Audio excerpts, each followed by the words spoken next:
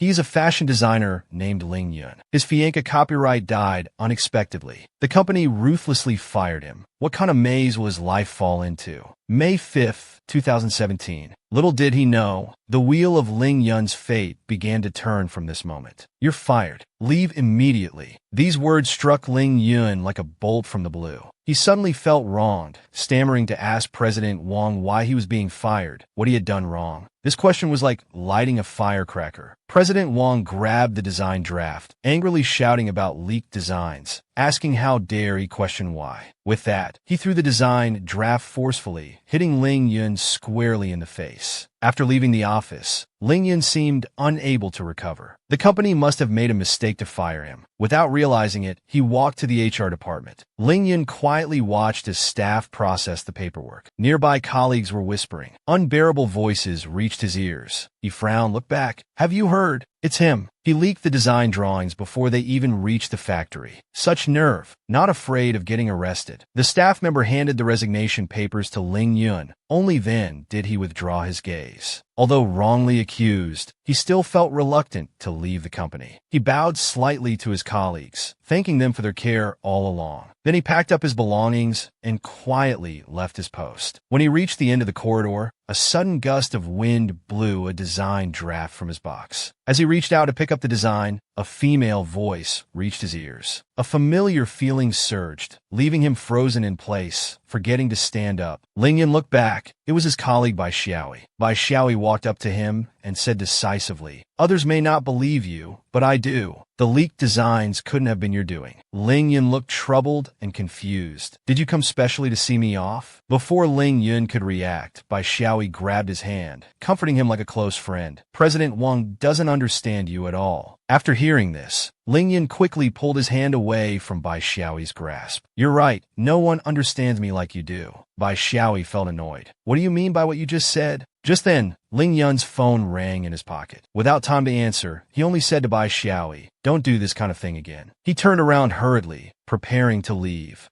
But Bai Xiaoyi wanted answers, grabbing Ling Yun's arm angrily saying, "Explain yourself before you go." Ling Yun, wearing black high heels, was forced to step backwards slowly by Bai Xiaoyi. Bai Xiaoyi not only wouldn't let go, but kept shaking his arm, persisting verbally. She said angrily, "Tell me what's going on. I know you're upset about being fired." By now, Ling Yun had backed up to the stairs. Supporting himself, he muttered, "Let go, you thief." Seeing Ling Yun's pathetic state, Bai Xiaoyi felt pleased, her lips curling up. "Where are you going? Is Wu Mufeng coming to pick you up?" Hearing Bai Xiaoyi mention Wu Mufeng, he angrily shouted, "Let go of me, you thief." Bai Xiaoyi immediately put on an innocent face, staring blankly at Ling Yun. At this point, he had nowhere to retreat. His high heels were wobbling, trembling on the verge of falling. Unexpectedly, Bai Xiaoyi reached out to pull him back. Ling Yun looked back at the towering stairs, breaking out in a cold sweat. But then, Bai Xiaoyi suddenly let go, and he fell down. Bai Xiaoyi just stood there motionless. Only a few design drafts were floating in the stairwell. The phone in his pocket flew out too, with several missed calls showing. Ling Yun tried hard to reach for it, but couldn't. Then he suddenly saw someone standing at the bottom of the stairs, but couldn't make out their face. Was it Chun Fan or Wu Mufeng?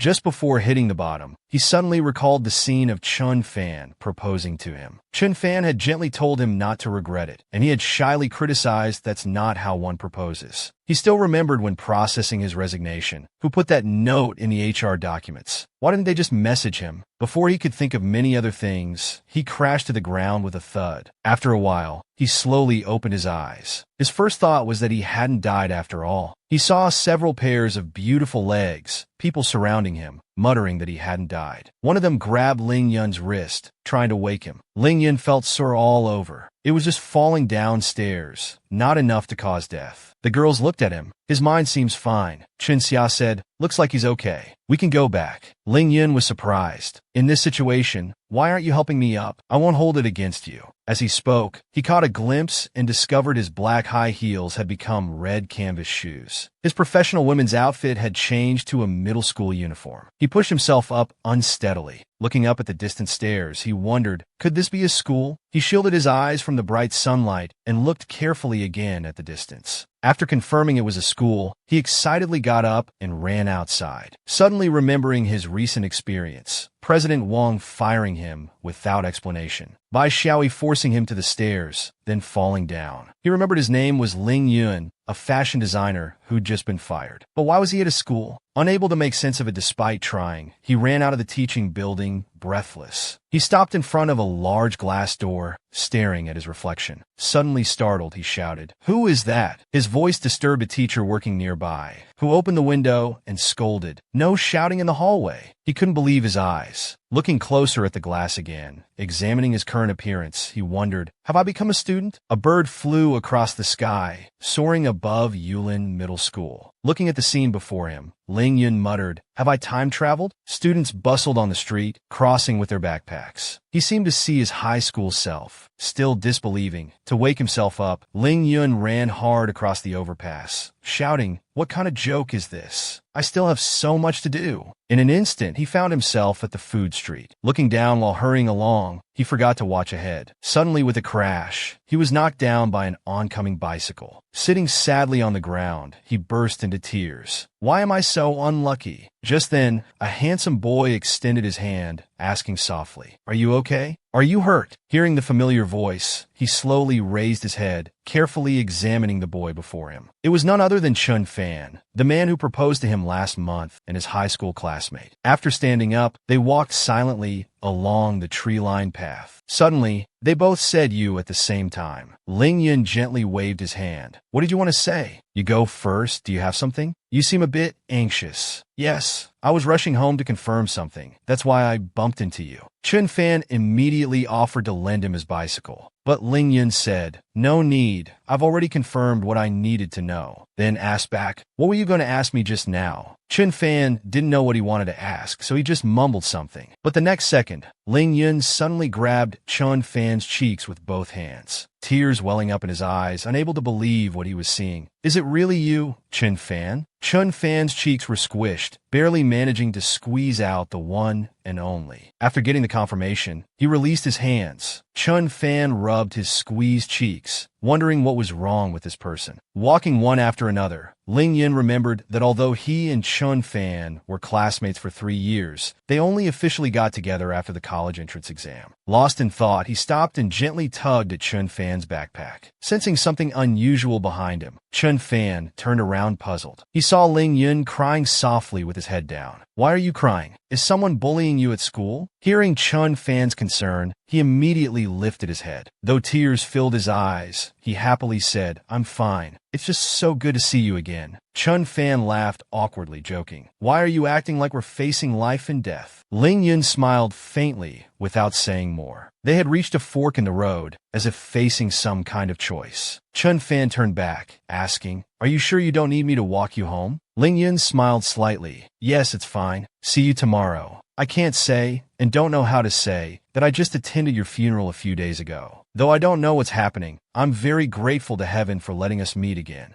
Ling Yun returned to his home from 10 years ago. Children were playing around, and the stairwell still had that familiar, warm, old smell. Reaching his door, he took out his key to open it. With a click, the lock opened. Just then, children's playful voices came from nearby. Before his shadow clone could enter, a young boy bumped into his waist. The boy, fearless, made faces while running away hurriedly, mumbling, Orochimaru, how about that? Aren't I amazing? Orochimaru got angry at the boy's nickname for him. He clenched his fists and shouted, how many times have I told you, don't call me Orochimaru? I'm Niji. Watching their quarrel and hearing their conversation, Ling Yun couldn't help but sigh at how childish it was. The boy, unwilling to back down, teased again. Niji's the worst in class. Niji angrily retorted, don't talk nonsense. Ling Yun walked inside, changing his shoes while remembering that Naruto was popular during junior high, but Yulin was a high school. As he thought about it, he glanced up and saw the year was 2007. Frightened, he grabbed his head and screamed in terror. The scream was so loud that even a bird flying past the window was startled, hastily flapping its wings a few extra times. His mother, rushing to the sound, happily said, "I wondered who it was. Turns out it's my Yun Yun coming home." But her eyes welled up with tears, and finally, she called out, "Mom." Mom brought out a plate of fragrant braised pork, smiling and saying, "Come try it, I made your favorite today." But memory pulled him back to reality. Back then, Mom was lying in the hospital bed, groaning in pain, while Dad softly comforted her, saying she would get better. Seeing her daughter's tearful eyes, Mom asked, puzzled, "Why are your eyes so red? Is someone bullying you?" She then reached for the spatula. Ling Yun quickly stopped her, gently persuading, "Mom, calm down. No one is bullying your daughter." Mom put her hand on his shoulder, saying softly, "Yun Yun, if classmates are bullying you,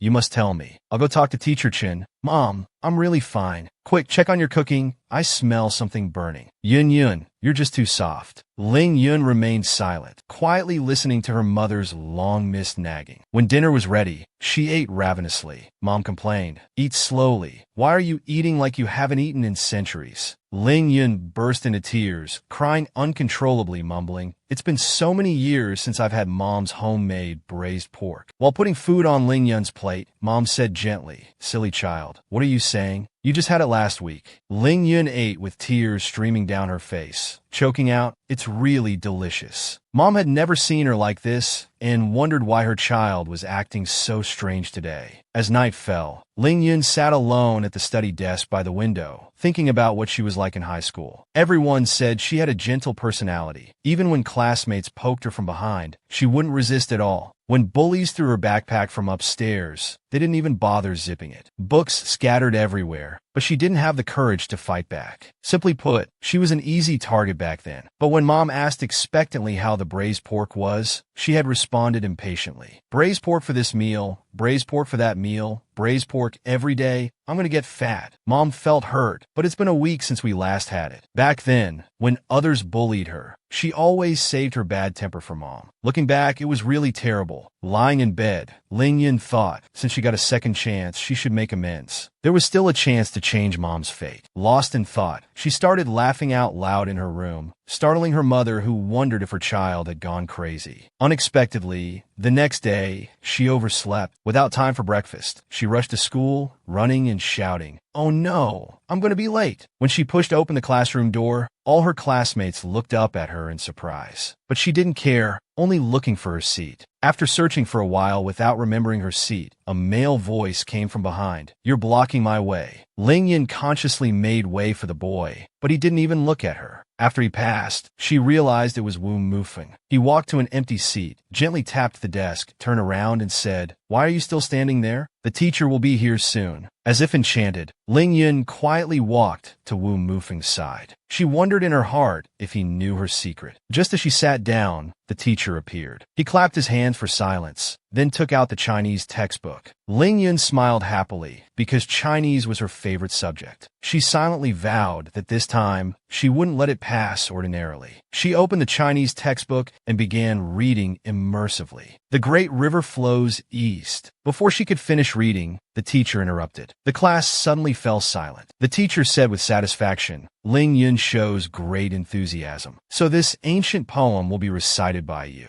Ling Yun was startled at first, then quickly stood up. Nervously, she began reciting. "The great river flows east, waves washing away all heroes of the past." She got stuck and couldn't continue. Her classmates covered their mouths, letting out merciless laughter. They discussed among themselves, "So she only knows this one line." Even Chen Fan turned around curiously to look at her. Ling Yun's face turned red with embarrassment. She thought to herself, "This is so humiliating. This won't do." The next second, she explained to the teacher, "Teacher, I'm not feeling well," and ran out of the classroom. The teacher stood there stunned, not yet understanding what happened, only mechanically responding with an "oh." The classmates clearly understood and burst into laughter. But the next second, a mischievous student raised their hand and said to the teacher, "I'm not feeling well either." Right after, another student followed suit. "Teacher, I'm not feeling well too." This angered the teacher, whose face changed color. Ling Yun rushed out of the classroom and hid behind a wall, sobbing with regret. After so long, she had forgotten most of what she had learned before. At this rate, forget about making changes, she might not even get into the same university as before. She held her head in her hands, tears streaming down her face. Suddenly, someone appeared beside her, leaving only the words, "How unsightly," before turning away. The harsh words brought back her thoughts, and she curiously turned her head. She discovered it was Wu Mufeng, who always wore his school uniform with the zipper down and maintained a cold, heartless demeanor. Ling Yun suddenly remembered when Chun Fan had just had his accident. Wu Mufeng had embraced her, saying, "No matter what happens in the future, I won't leave you." She thought Wu Mufeng already had feelings for her at this time, so she stood up and explained, "Don't worry about me." Before she could finish, Wu Mufeng interrupted, "Don't be so full of yourself. Who would worry about you?" As he turned to leave, he didn't forget to criticize, "Being weak is also a sin." Hearing this, Ling Yun's head buzzed with anger, instantly forgetting her sadness. She rushed to confront him, shouting, "Wu Mufeng, wait. Though what you said isn't wrong, it's too hurtful." Wu Mufeng hadn't expected Ling Yun to argue with him. Without even facing her directly, he glanced sideways and asked, "What? You don't agree?" Ling Yun was speechless, too lazy to argue with him, only saying, "You're too full of yourself. What goes around comes around." Wu Mufeng, unwilling to back down, stepped closer and said aggressively, "Seems like I was meddling unnecessarily." Unexpectedly, her mind blanked and she blurted out, "You'd better not fall in love with me." Hearing this, Wu Mufeng was stunned for a moment, then cornered her against the wall, saying seriously, "Listen well, I would never like someone weak." Back at the classroom door, Ling Yun thought about everything that had just happened, her mind in chaos. What's all this about? She stood at the classroom door, watching Chen Fan surrounded by female classmates, chatting and laughing. She angrily shouted, "Chen Fan, you're my future husband. How can you be so close to other girls?" Zhou Qi burst into laughter, tears coming to his eyes. He couldn't believe it and asked, "What did you just say?" Ling Yun suddenly realized she had misspoken and quickly covered her mouth in embarrassment. Then Chen Xiao asked everyone, "Did you all hear that?" She just looked at Chen Fan and said, "That's my future husband." Following this, everyone laughed as if they'd heard a huge joke. At this moment, Ling Yun didn't want to face everyone. She mumbled quietly, "You must have heard wrong."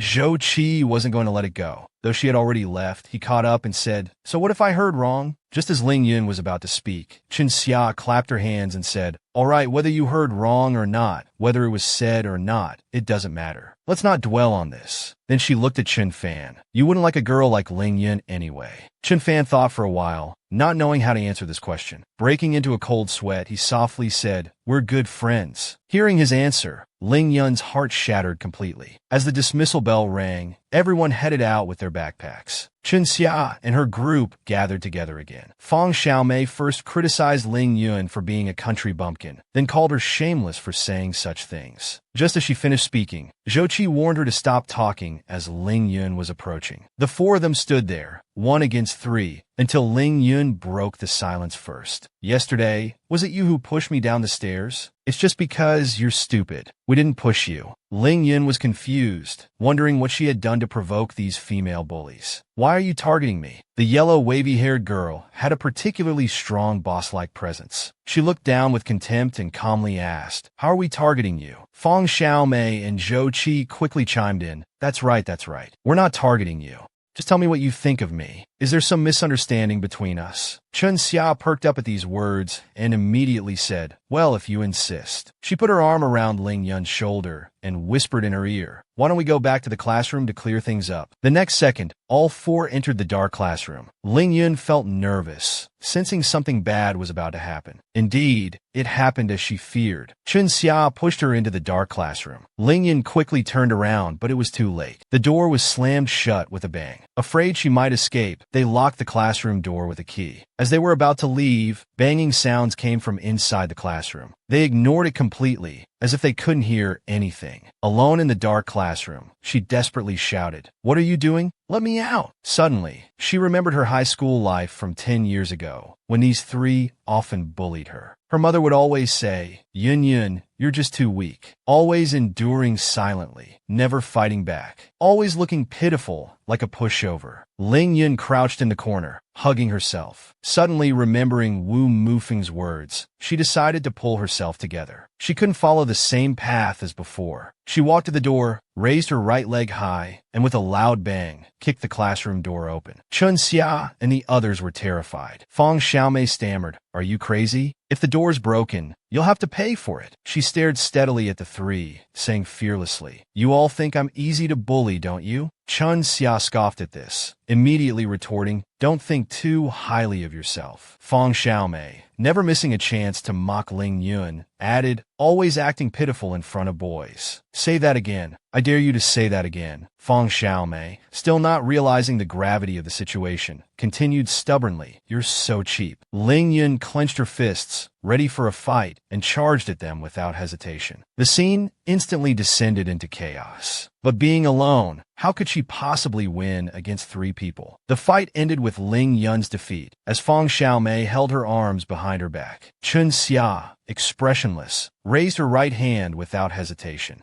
A loud slap landed on Ling Yun's fair cheek. Just as Chun Xia was about to touch her cheek for another slap, Ling Yun, quick as lightning, bit her. Chun Xia screamed in pain. "She bit me. She actually bit me. She's like a mad dog." Their voices were so loud that passing students turned to look. As Fang Xiaomei pulled her hair, Ling Yun explained to everyone, "It's not what you think. I was fighting back. They bullied me first." Before she could finish, the three ran away, with Zhou Qi asking if they should get rabies shots. Ling Yun knelt on the ground, defeated. That's when Wu Mufeng appeared again. "Your hair is messy." Back home, looking at her scratched face in the mirror, she wondered. Nothing had changed. Perhaps things had gotten even worse. Was I really like this before? Why do I look so unfashionable? Suddenly, she thought of something and quickly drew a hairstyle diagram. After drawing, she folded the paper and put it in her pocket. Just as she reached the door, she heard her mom call, "Yun Yun, come eat." Her mother suddenly noticed the wounds on her face and asked worriedly, "Yun Yun, what happened to your face? Did you get into a fight?" Afraid of worrying her mother, Ling Yun started to explain there was no fight. Her mother immediately grabbed her hand and asked, "How did it go? Did you win?" Ling Yun couldn't believe it, expecting to be scolded. She explained, "I said there wasn't a fight, Mom. Don't worry." She went to the door, put on her shoes, and told her mom she had urgent business and would be back soon. "Dinner's ready. Can it wait until after we eat?" Too impatient to eat first, she just told her mom, "Wait till I come back. I'll have a surprise for you." Her mother looked at the calendar puzzled, thinking it wasn't Mother's Day, wondering what surprise there could be. Ling Yun arrived at a hair salon. The interior was brightly lit and looked high-end. She walked slowly to the front desk, with innocent big eyes, asking, "Can you help me change my style?" The receptionist, seeing she was a student, was puzzled but still asked, "Do you have a preferred stylist?" Ling Yun shook her head, "Not yet." The receptionist gently suggested, "I see. Please go to the washing area first to wash your hair." She immediately ran to the washing area, her flowing long hair swaying behind her like a lively young girl. But running too excitedly, she couldn't stop in time and crashed right into someone, letting out a yelp. After coming to her senses, she quickly apologized. "I'm sorry. I'm so sorry." She accidentally dropped her hairstyle sketch. Stylist Leo picked it up and looked thoughtful. After washing her hair, Ling Yun sat in front of the stylist. The stylist asked what style she wanted, and she took out a paper from her pocket. After seeing it, the stylist's face turned pale. She hadn't realized how serious the problem was. The stylist quietly asked, "Are you sure about this?" Ling Yun squinted her charming eyes and answered confidently, "Yes, I'm absolutely sure." Hearing her answer, the stylist returned the paper and said awkwardly, "I'm sorry, but I'm a professional stylist. I can't do this." Ling Yun was confused, wondering if hairstyling techniques weren't advanced enough 10 years ago. But when she opened the paper, she instantly understood what was going on. It was truly shocking once she saw it. What was supposed to be a hairstyle sketch had somehow turned into a date note. She crumpled the paper into a ball, continuously kneading it in her hand. She looked up embarrassedly and explained, "Please believe me, it's not this. I don't know what happened. Could this be someone's prank?" Suddenly, a male voice spoke up. He handed the hairstyle sketch to Ling Yun, asking, "Is this what you're looking for?" The hairstylist was shocked, quietly greeting, "Teacher Leo, why are you here?" Leo ignored the stylist and just smiled at Ling Yun, saying, "The drawing is really good." The receptionist raised her left hand and called out, "Teacher Leo, your car has arrived." Leo walked away, turning back to say goodbye. "Little girl, we'll meet again." As the stylist's scissors clicked away, Ling Yun curiously asked who that person was. The stylist explained he was a senior stylist. Soon the hairstyle was done. The stylist asked if Ling Yun was satisfied. Looking in the mirror, Ling Yun exclaimed it was perfect. After the haircut, she went to the place written on the other note, curious about who had left it. A boy stood by the bench, his tall silhouette stirring imagination. Hearing footsteps behind him, he stammered, "You finally came." But it was too dark to see clearly, and just by voice, she couldn't tell who the boy was. The boy nervously grabbed his shirt hem and said, "I wanted to tell you this at school, but never found the chance." Ling Yun was confused, wondering if this was a confession. "I wrote a song these past few days. I hope you could take a look at it." He turned around and spoke before thinking, "Wu Mufeng, could you help me look at it?" After finishing his words, he realized it wasn't Wu Mufeng. Breaking into a cold sweat, he asked, "Who are you?" Ling Yun was speechless and took out the note, asking, "Did you write this?" The boy came closer and saw it was Ling Yun. He immediately asked loudly, "What's going on?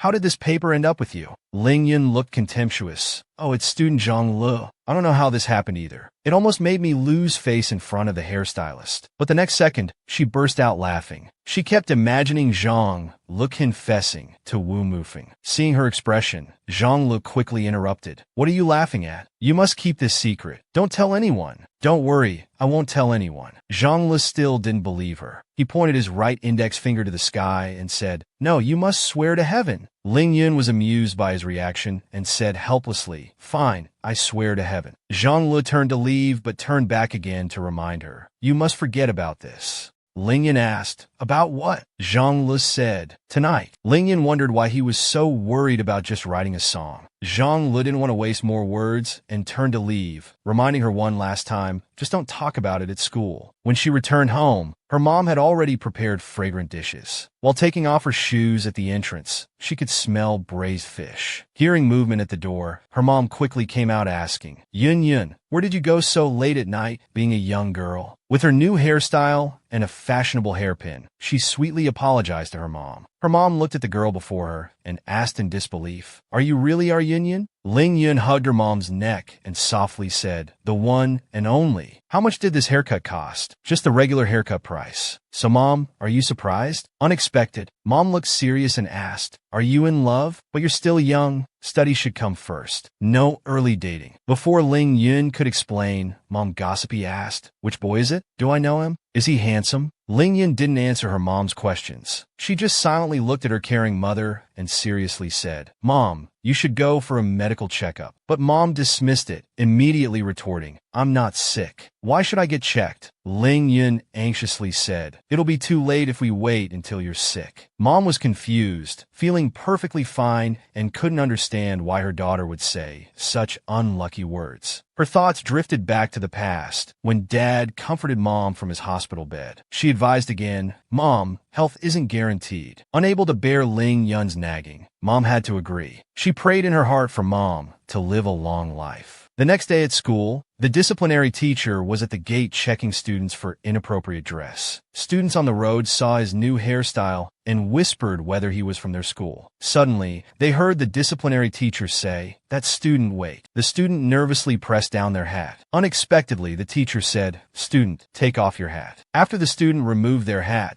the teacher sternly said, "The school doesn't allow dyed hair. Do you understand?" The student nervously touched their hair. "Teacher, this is natural." The disciplinary teacher didn't believe it and carefully checked something in his hands. The student with dyed hair curiously asked, "Teacher, what are you looking at?" The teacher proudly said, "This is a list of all students with natural hair colors. I have records here, and you're not in it. The blonde student immediately gave in. Teacher, please let me in. No, go to the salon and dye it back now. Otherwise, don't even think about stepping 1 foot inside. The blonde student tried to find an excuse. They tried again. Class is about to start. The teacher didn't fall for it. So you're planning to skip, aren't you? Seeing the teacher wouldn't budge, the blonde student gave up acting and turned to leave, not forgetting to show contempt for the teacher. Meanwhile, there was another figure sneaking in the crowd, walking with their head down, afraid of being noticed by the teacher. But what you fear most tends to happen. The teacher suddenly called out, "Fang Xiaomei, stop right there." Their first reaction was to defend themselves. "I didn't dye my hair." Their hands nervously clutched their uniform. The disciplinary teacher seemed to have eagle eyes. He crossed his arms and seriously said, "Show me your hands." Seeing their disguise exposed, they reluctantly extended their hand, revealing a ring on their index finger. "Take it off." Fang Xiaomei didn't dare disobey and complied. "Give me the ring. I'll keep it for you." But Fang Xiaomei was unwilling and tentatively asked, "Can I put it in my backpack?" The disciplinary teacher didn't budge. "I'll give it back after school." Fang Xiaomei protested. "It's expensive. Can you afford to replace it if it's lost?" After hearing this, he couldn't stay silent anymore, or these kids would take advantage. He stated, "In that case, I'll have your parents come get it." This was what students feared most. The teacher's one move defeated them. Fang Xiaomei respectfully said, "Then I'll leave it with you." Just then, Lingyun walked by slowly. Seeing her appearance, Fang Xiaomei wondered if the sun had risen from the west today. Out of girlish jealousy, Fang Xiaomei immediately reported to the teacher, "Sir, doesn't this student's appearance violate school rules?" As expected, the disciplinary teacher sized her up and said, "Student, wait a moment." Lingyun turned around and asked, "What is it, Teacher Li?" The disciplinary teacher examined her hair again. No problem there, then checked the skirt length, which also seemed fine. Then checked her neck for any jewelry, finding none. He adjusted his glasses, seemingly determined to find something wrong. He leaned closer to Ling Yun and sniffed slightly, then immediately asked, "Student, are you wearing perfume?" "You're mistaken, teacher. That scent is from the gardenias blooming on Guangping Road. I walked past them. Some fragrance is unavoidable." The disciplinary teacher was very satisfied, praising this as the standard for students, the true beauty of middle school students. After entering the classroom, classmates were puzzled by her new hairstyle, wondering if she had gotten plastic surgery in Korea. Ling Yun felt embarrassed, not expecting her new look to attract so much attention. Suddenly, the classroom door clicked open. It was Wu Mufeng.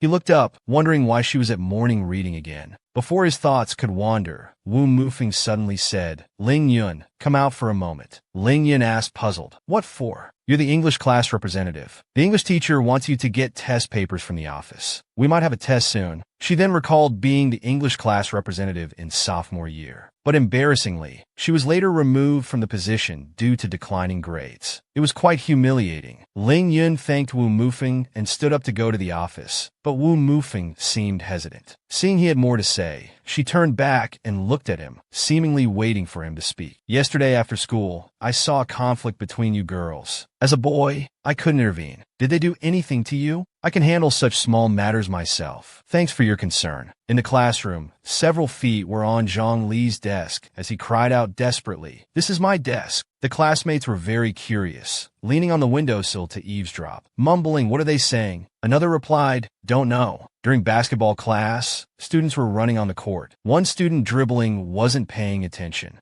Wu Mufeng suddenly appeared in front of him. The student realized the situation was bad, but it was too late. The ball was intercepted. In the next second, with a stylish turn, the student tried to block him, but he had already shot the ball into the basket. Wu Mufeng happily high-fived his teammates while the spectators cheered. Sweat ran down his face, and he wiped the sweat off his nose with his shirt. This simple gesture caused another wave of cheers from the fangirls below. "Senior, senior, you're so handsome." Chun Xia found these infatuated behaviors disgusting and thought these people were too noisy. Suddenly, a shout of "Boss, catch!" brought him back to reality. A basketball landed heavily in his chest. He then began dribbling intently. Facing him on defense was Ling Yun. Chun Xia seized the opportunity, pushed him away, and prepared to shoot. The referee blew the whistle. The audience was confused. Chun Xia, no charging with the ball. Teammates defended Ling Yun. Chun Xia, don't go too far. You've been targeting him since the game started. Don't think we haven't noticed. Chun Xia dismissed it. Contact is normal in basketball. If you're afraid of getting hit, quit the game. Ling Yun's teammates were angry and about to argue, but Ling Yun stopped them. It's fine. They can't win anyway, so they're just being hasty. The audience burst into laughter. Chun Xia's actions not only failed to anger Ling Yun, but backfired on himself. He angrily threw the ball on the ground. The commotion from the girls' basketball drew attention from the boys' team, with everyone unconsciously looking that way. Wu Mufeng was no exception. Chun Xia, still dissatisfied, blocked and bumped Ling Yun again. Even after losing the ball, Chun Xia grabbed his clothes. The referee couldn't stand it anymore and immediately ordered Chun Xia off the court. It's not even an official game. No need to be so strict. We're just playing for fun. The spectators couldn't take it anymore and said, "Stop it." Chun Xia immediately got angry and retorted, "Who do you think you are?" Seeing Chun Xia's anger, his teammates awkwardly said, "Let's just stop playing. Boss, let's go." With a loud bang of the door, Chun Xia left the court. The audience applauded, glad that the annoying guy was finally gone. In the changing room, while changing clothes,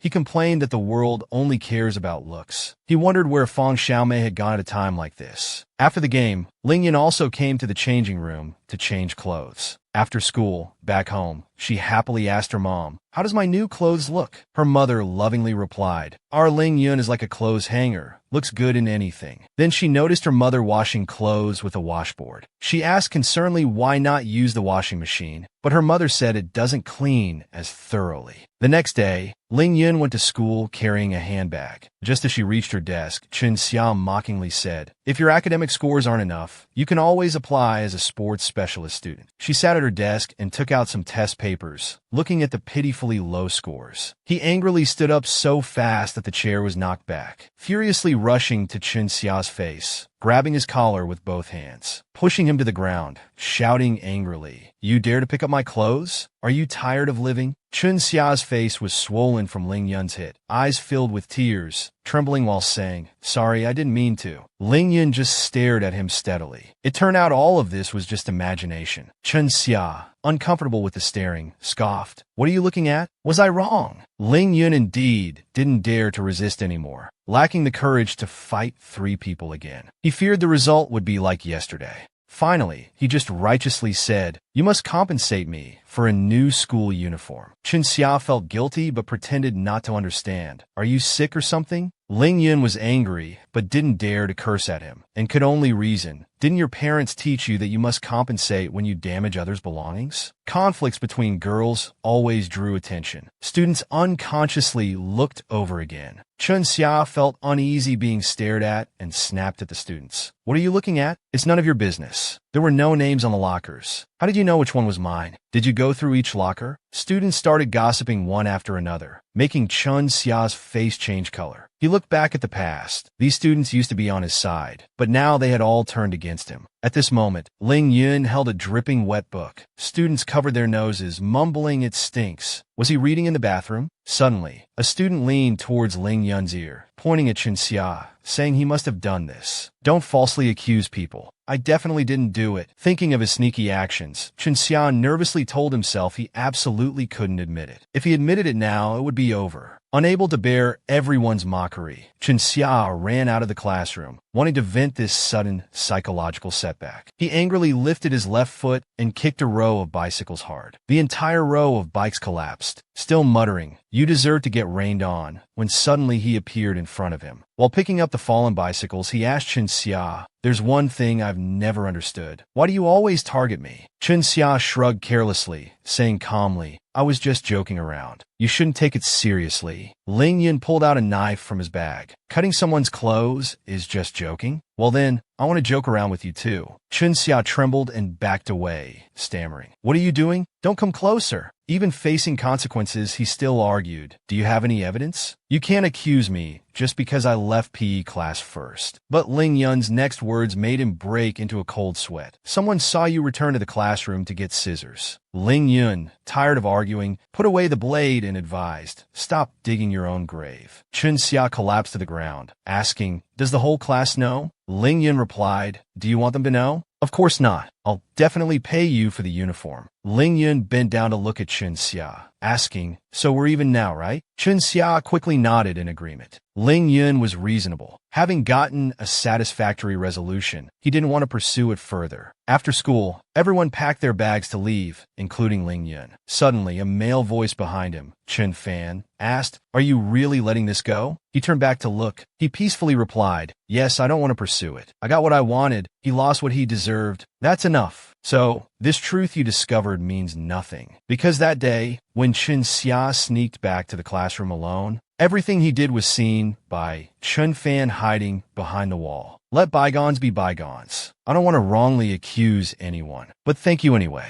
Chun Fan scratched his head embarrassedly and shyly said, "There's an art exam lecture this weekend. Want to go together?" Ling Yun's face lit up with a smile, simply responding with a yes. Meanwhile, on the other side, Fang Xiaomei went to the guidance counselor's office to retrieve her confiscated ring. Unexpectedly, the counselor wanted to call her parents. Fang Xiaomei didn't want her mother to come to school and dismissively said, "What's there to discuss? It's just a fake anyway." The teacher opened the drawer while warning her, "Even if it's fake, you're not allowed to bring it to school anymore. Do you understand?" Fang Xiaomei promised the guidance counselor that she would never bring it to school again. The counselor placed the ring in Fang Xiaomei's hand. "Next time, I won't be so nice." Fang Xiaomei sincerely said, "Don't worry, teacher. There won't be a next time." Watching Fang Xiaomei leave, the counselor sighed, "Why are students like this nowadays?" A passing teacher consoled him. "Everyone wants to look beautiful. But nowadays, kids aren't afraid of anything except comparison with others." Meanwhile, Chen Xiang returned to the classroom, where Zhou Qi had been waiting at the door for a long time. After hearing the outcome, Zhou Qi was unhappy. He felt it shouldn't end like this and immediately cursed Ling Yun. He's really getting too cocky. Surprised by Zhou Qi's intense reaction and feeling uncomfortable, he coldly said, "If you're not satisfied, handle it yourself." As they argued at the classroom door, a girl's voice interrupted, "Why haven't you left yet?" Chun Xia, already angry, spoke harshly to Fang Xiaomei. She frowned and asked angrily, "Where were you during PE class?" Fang Xiaomei entered the classroom, packing her bag while nervously explaining, "I wasn't feeling well." She looked up at the two, asking puzzled, "Why are you both still here so late? Were you waiting for me?" Unexpectedly, they both stood with arms crossed, angry and ignoring each other. Zhou Qi spoke first. "I have something to do. I'm leaving. Not wasting time with you." Chen Xia could only walk with Fang Xiaomei, but before he could speak, she said she had plans and couldn't walk together. Meanwhile, Chun Fan, having finally expressed his sincere invitation, suppressed his excitement. He said goodbye to Ling Yun. Ling Yun shyly replied, "Okay, if I can't find you, I'll call you." They stood silently facing each other for a long time, both blushing. Suddenly, Chun Fan unzipped his school uniform, knowing exactly what he was doing. This action startled Ling Yun, who immediately covered his face with his right hand, stammering, "What are you doing?" But the clothes were already off, and he calmly replied, "Lending you my uniform to wear." Ling Yun finally understood and smiled, saying, "Thank you, but no need. If I wear it home, my mom will be more suspicious about what happened." The reason for rejection was so reasonable that Chun Fan had to give up. He put the uniform over his shoulder, got on his bicycle, and said goodbye again. Ling Yun, somewhat flattered, gently waved with his left hand while reminding him to be careful. As Chun Fan's figure gradually disappeared, Ling Yun remained standing there, unaware that Wu Mufeng had seen everything. Unable to describe exactly what emotion it was, but he felt somewhat angry. Suddenly, a male student greeted him. Wu Mufeng's thoughts were instantly pulled back. Zhang Lu awkwardly broke into a cold sweat. "I'm Zhang Lu.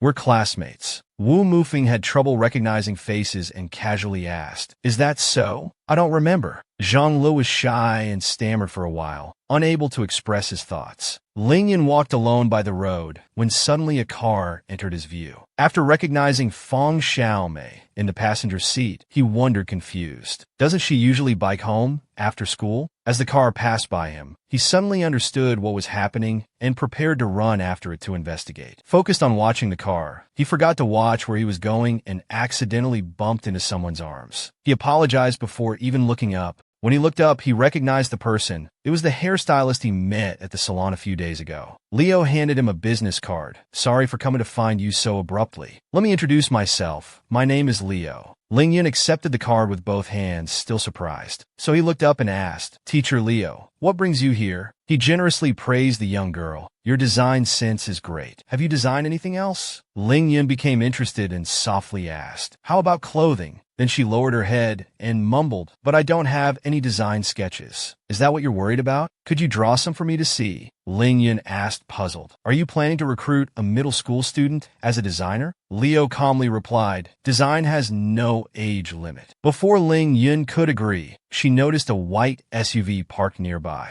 "Is that your car?" Leo glanced at his assistant and nodded. "Yes, it's mine." Ling Yun pleaded, "Could you give me a ride?" Before he could respond, Ling Yun had already walked to the car and opened the door, ready to get in. Leo had actually agreed in his mind, but hadn't said it yet. After closing the door, Ling Yun said, "Follow that Audi ahead." The assistant felt annoyed, thinking, how dare she just get in like she owns the place. But the driver didn't mind. He was happy about the girl's arrival and immediately followed the order. This was an underground parking lot filled with various cars. A beautiful foot with an orange bow stepped out of the car, gently touching the ground. On the other side, a pair of men's leather shoes, symbolizing masculinity, also made their appearance. The girl getting out was Feng Xiaomei. She said helplessly, "Here's your ring back. I really have no use for it." The man wore a suit with a tie, and even his glasses were worn perfectly. Every gesture revealed the aura of a successful man. After pressing the car lock, he walked ahead with his left hand in his pocket. Feng Xiaomei followed in her high heels. She stepped forward to explain, "What if someone discovers this ring?" The man casually turned his head and replied softly, "Haven't I taught you? Just say it's fake." Feng Xiaomei wanted to say more, but the elevator door opened. Afraid others might hear, she chose to stay quiet. They went to the sneaker section, and the man picked up a pair of white sneakers from the shelf. Kneeling down to help her try them on, Feng Xiaomei looked at the white shoes with frustration. "Ah Hui, I told you not to buy me things anymore. This is the most popular style at school right now. Don't you want them?" Feng Xiaomei was troubled. "It's not like that. From now on, I can't accept your things anymore. I should return everything you bought me." She took off the shoes and tossed them aside, revealing her clean feet. Then she grabbed Ah Hui's hand and returned the ring to him as well. Ah Hui was at a loss after being rejected. Everything was fine a few days ago, so he asked what was wrong today. Just as Ah Hui was about to kneel down to help Feng Xiaomei put on her shoes, she ran away, shouting, "What if someone finds out?" She didn't want to live in constant fear. Ah Hui grabbed the high heels and chased after her. His hand was about to touch Feng Xiaomei's shoulder, but when it did, she coldly shrugged it off. Ah Hui only said, "Your shoes." Feng Xiaomei froze, looked back, and somewhat regretted her previous actions. She took the shoes and struggled to put them on, preparing to tie the laces. The next second, Ah Hui couldn't control his inner desires and grabbed Feng Xiaomei's waist, whispering in her ear, "Don't you dare run away." She struggled desperately, and finally with a slip, fell firmly on her bottom, crying out in pain. But the physical pain was nothing compared to the embarrassment of being surrounded by onlookers. Suddenly, a pair of beautiful legs appeared, and a loud voice said, "Uncle, are you too old? Are your legs not working well? How can you just stand there after knocking down my classmate? Why don't you apologize?" The crowd turned to look. Ah Hui felt awkward and asked, "Who are you?" Feng Xiaomei said, "This is my friend Ling Yun." She hadn't expected this response, especially since they didn't like her at school. She quietly asked if what was just said was true. Before Feng Xiaomei could answer, Ling Yun again told Ah Hui, "Hurry up and apologize. We have other things to do." The surrounding crowd was whispering, and even the thickest-skinned person couldn't maintain composure. The uncle was unwilling, but after clicking his tongue, he quietly said sorry. Ling Yun couldn't be bothered with him anymore. After hearing the apology, she immediately turned to Feng Xiaomei. She reached out to help Feng Xiaomei up, and fortunately, Feng Xiaomei didn't refuse. This way, Ling Yun had saved Feng Xiaomei, and they ran out of the mall holding hands.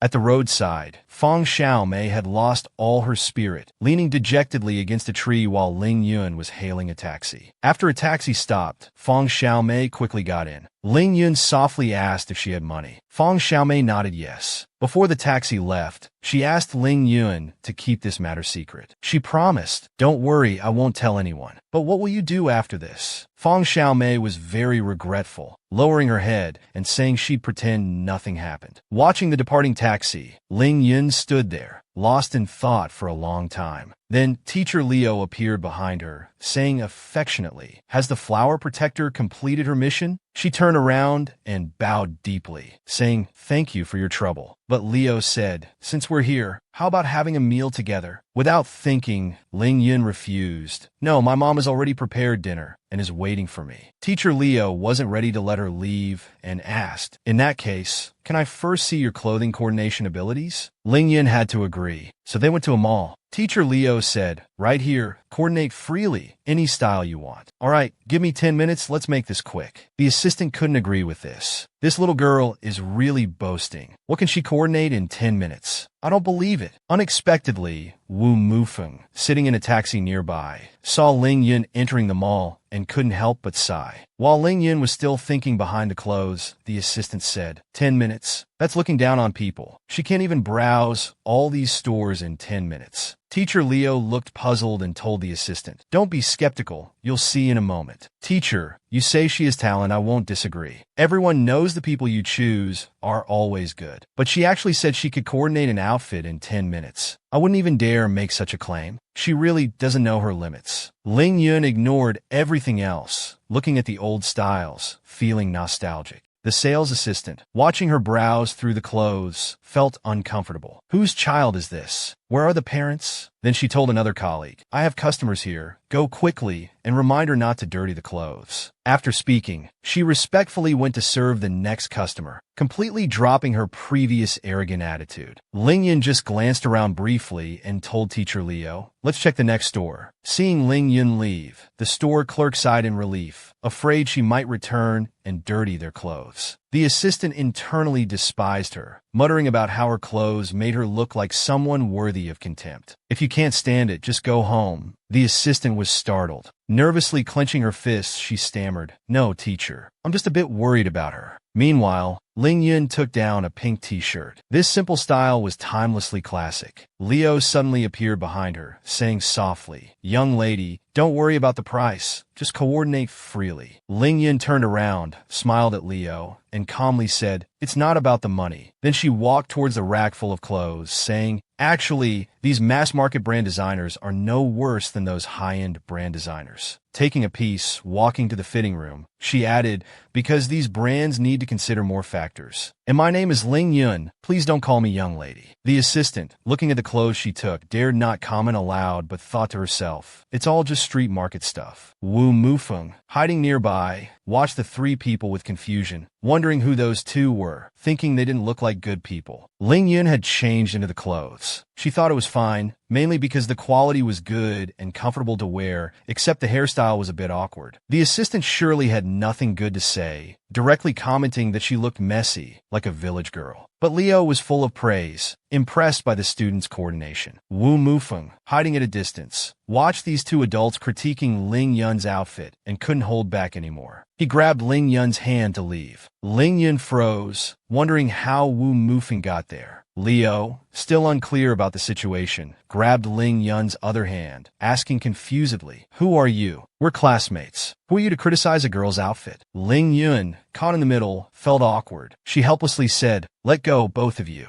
I haven't paid for the clothes yet. With you both pulling me, people might think." The clerk, hearing her words, said while arranging clothes, "It's all right, miss." The assistant and Ling Yun rushed to the payment counter simultaneously. The assistant said Teacher Leo would pay, but Ling Yun directly refused, saying she'd pay herself. The assistant, who already looked down on her, said, "Fine then, I won't fight you for it." After paying, Ling Yun said goodbye to Teacher Leo and left with Wu Mufeng. The assistant in the car shook her head helplessly, thinking about Ling Yun and sighing about how difficult kids are nowadays. The next day, Ling Yun arrived at the agreed place with Chun Fan. She hadn't expected so many art exam candidates this year. The classroom was packed with people, everyone moving forward. The distance between Ling Yun and Chun Fan grew closer due to the crowd's push. Ling Yun's cheeks instantly turned red. Unexpectedly, Chun Fan suddenly pulled her over, then explained, "There are too many people. Be careful not to get bumped by others." After the lecture, the two walked casually on the street. Ling Yun suddenly spotted a barbecue restaurant ahead and asked if he had been there before. Chun Fan looked up at the barbecue restaurant's name, shaking his head saying he hadn't been there. Visibly pleased, he asked if Ling Yun wanted to eat there for lunch. Ling Yun searched through her backpack, realizing she'd spent all her pocket money yesterday. She regretted it, thinking she should have saved some. She looked at Chun Fan dejectedly, saying, "Let's forget it. We should each go home." Chun Fan thought for a moment and said, "It's quite far to go home from here. Let's eat here first. I'll treat you as thanks for accompanying me to the lecture." She kept refusing, saying, No, I'm not used to eating out." But her body honestly followed Chun Fan into the barbecue restaurant. The server respectfully took their order. 1 portion of pork belly, 1 bowl of soybean paste soup, 1 Korean-style beef and vegetable platter, and 2 bottles of grape juice. Hearing such familiar ordering, Chun Fan asked if she'd been here often before. Ling Yun mentioned something about before they had chain stores. The server then said, "Little sister, you must be mistaken. We don't have chain stores. This is the only location nationwide." Suddenly realizing her mistake, she smiled and said it was her error. She recalled those years when Korean barbecue suddenly became popular nationwide, and Lele Barbecue opened many chain stores, though they never matched the original taste. Chun Fan scratched his head embarrassedly, saying, "Sorry for taking up your weekend time." "Don't be sorry. I should thank you for letting me attend this lecture. Actually, did you even need to hear this? You seem to already have plans for your future." Watching the pork belly sizzle, Ling Yun nodded yes. Chun Fan didn't ask further, just preparing to eat the pork belly. Ling Yun suggested trying to wrap it in lettuce. After trying it, Chun Fan quickly gave a thumbs up to show it tasted good. Satisfied with the response, she recalled this place was where she and Chun Fan had their first date. She wondered if this was coincidence. She happily raised her drink, shouting, "May all our dreams come true." She laughed at herself afterward, thinking the phrase was quite cheesy. Unexpectedly, she suddenly asked, "When should we get engaged?" Just about to take a sip of his drink, Chun Fan froze. He stared with wide eyes, standing still, not responding. As night fell, they returned to their respective homes. Ling Yun sat at her desk with a desk lamp on, her pen making scratching sounds. She drew one sheet after another, but still wasn't satisfied with any of her work. Thinking about what happened at the barbecue restaurant, the paper in her hand seemed particularly annoying. She couldn't understand why she'd said such things. Just then, her mother's gentle voice called out, "Ling Yun, get ready to come down for dinner." She didn't open the door, just loudly responded, "Coming soon." Her mother was puzzled. Since returning last night, the child had locked herself in her room. Where did she go yesterday? Seems like she went to an art exam lecture. Then she asked Ling Yun, "Do you remember what day it is today?" Still drawing, Ling Yun only heard her mother call once and responded, "Yes, it's barbecue." Suddenly realizing her mistake, she remembered today was when her father was coming home. She immediately opened the door and ran out excitedly, shouting, "Dad!" Dad was also very happy, quickly inviting her to come eat. "Come try this rice I brought back from Northeast China for you." "Don't tell me you carried this rice all the way from the Northeast?" Mom said, "Yes, I told your dad to ship it, but he insisted on bringing it himself." Dad, holding a bowl of rice, explained, "It's just 2 boxes of rice. Why bother shipping it? I can carry it back myself." She quickly took a bite and told Dad the rice was fragrant and soft, absolutely delicious. Dad then asked, Yun, so you've forgiven me?" Ling Yun paused, completely unable to remember what had happened before. Fortunately, Mom reminded her about Dad not agreeing to let you work part-time. She then recalled how she had completely disrespected Dad, shouting at him, righteously claiming it wouldn't affect her studies. Dad hadn't budged at all, saying, "When I say no, it means no." Then she had stormed out, arguing that studying wasn't the only path in life. Now realizing how unreasonable she'd been, Ling Yin put down her chopsticks and said to Dad, "I'm sorry, I didn't understand you then." Dad smiled contentedly upon hearing this, not blaming her. Then he asked, "I heard you went to an art exam lecture? I'm not trying to discourage you, but you're just starting to learn. It will be very difficult, and the art exam path isn't easy." Ling Yun wasn't discouraged. She told Dad she wanted to become a fashion designer. Hearing this, Dad's eyes widened, and he couldn't help but laugh.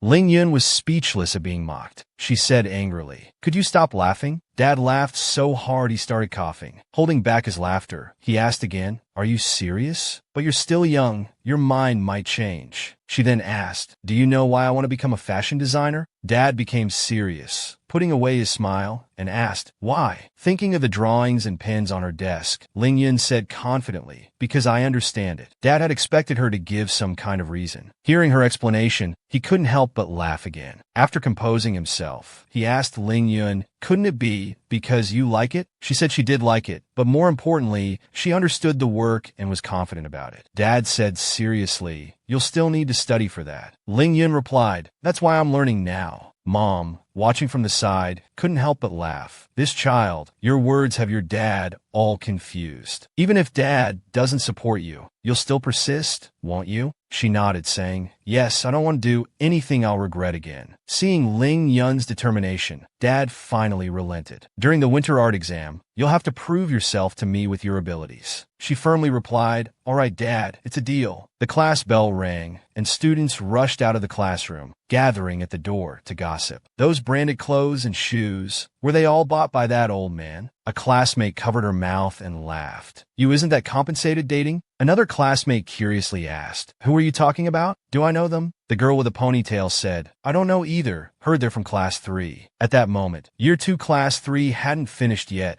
with students still sitting properly in class, listening attentively. The teacher was explaining functions on the blackboard, saying given the function, before she could finish saying X, a student interrupted, reminding her that the bell had already rung. The boy with the bowl-cut hairstyle looked impatient, clearly harboring long-standing resentment towards a math teacher. He muttered quietly, if we don't end class soon, we'll miss lunch. The math teacher was also angry. She angrily slapped the desk. Everyone be quiet. We'll finish this problem before dismissing. At this moment, a female student in class suddenly looked around. While the teacher wasn't looking, she poked the waist of the student in front. The student in front noticed something unusual, but constrained by the ongoing lecture, didn't dare turn around. They just glanced back with their peripheral vision. Quickly, they passed the note to the student in front. The boy read the note and exclaimed, holy crap, is this real? The girl behind immediately made a confirming gesture. Fong Xiaomei watched as her classmates passed around some gossip, completely unaware that she was the subject. The male student passed the note to Chen Xia. Before even opening it to read the contents, he was exasperated by his classmates' inexperience. After reading it, Chen Xia calmly crumpled the note. The student in front turned around asking if it was true. He shook his head, confidently saying it must be false. Suddenly, a male classmate pointed at Fong Xiaomei and shouted, who bought your basketball shoes? Did your parents get divorced? Fong Xiaomei felt somewhat guilty, but still retorted righteously, what's wrong with divorce? How is it any of your business? The chattering in the classroom drew the teacher's severe disapproval. She angrily knocked on the blackboard and shouted, quiet. After class, Chen Xia and Zhou Qi walked out of the classroom one after another, still complaining about how the teacher delayed dismissal for one problem. Just then, Fong Xiaomei appeared behind them, softly calling out to Chen Xia and Chi-Chi. Chi-Chi immediately put her arm around Chen Xia's shoulder, signaling him to refuse. Chen Xia had to make an excuse. Sorry, Xiaomei, we don't have time today. We already made plans to go to the supermarket with students from another class. Fong Xiaomei felt disappointed. Chi-Chi didn't even look back at her, just hurrying Chen Xia away. She recalled how earlier, the male student had secretly passed the note to Chen Xia, who after reading it, crumpled it and stuffed it in his desk. So she returned to the classroom and went to Chen Xia's desk. Pulling out the chair, she indeed found the crumpled note in the desk. When she opened it, the contents were about what Ling Yun had witnessed that day. She angrily shouted, Ling Yun, you liar! You promised to keep it secret, but you told others. After saying this, she tore up the note. At that moment, Ling Yun was carrying her lunch, looking for a seat in the cafeteria. The surrounding area was crowded with students eating. She searched for a long time without finding a seat, feeling suddenly desperate. Finally finding an empty seat, a student blocked it with their hand, indicating it was taken. She desperately looked around again, searching for any other empty seats. Suddenly, she saw Chun Fan sitting right in front of her, chatting carefreely with classmates. While laughing heartily, he happened to glance back and noticed someone staring at him. It was none other than Ling Yun, holding her tray with sadness written all over her face. Chun Fan turned around, somewhat surprised, and was about to greet her. But she ran away sadly, afraid her distress would burst out the moment Chun Fan called out to her. Meanwhile, Wu Mufeng was also carrying his tray, looking for a seat. He found an empty spot and gently put down his tray. But before he could sit down,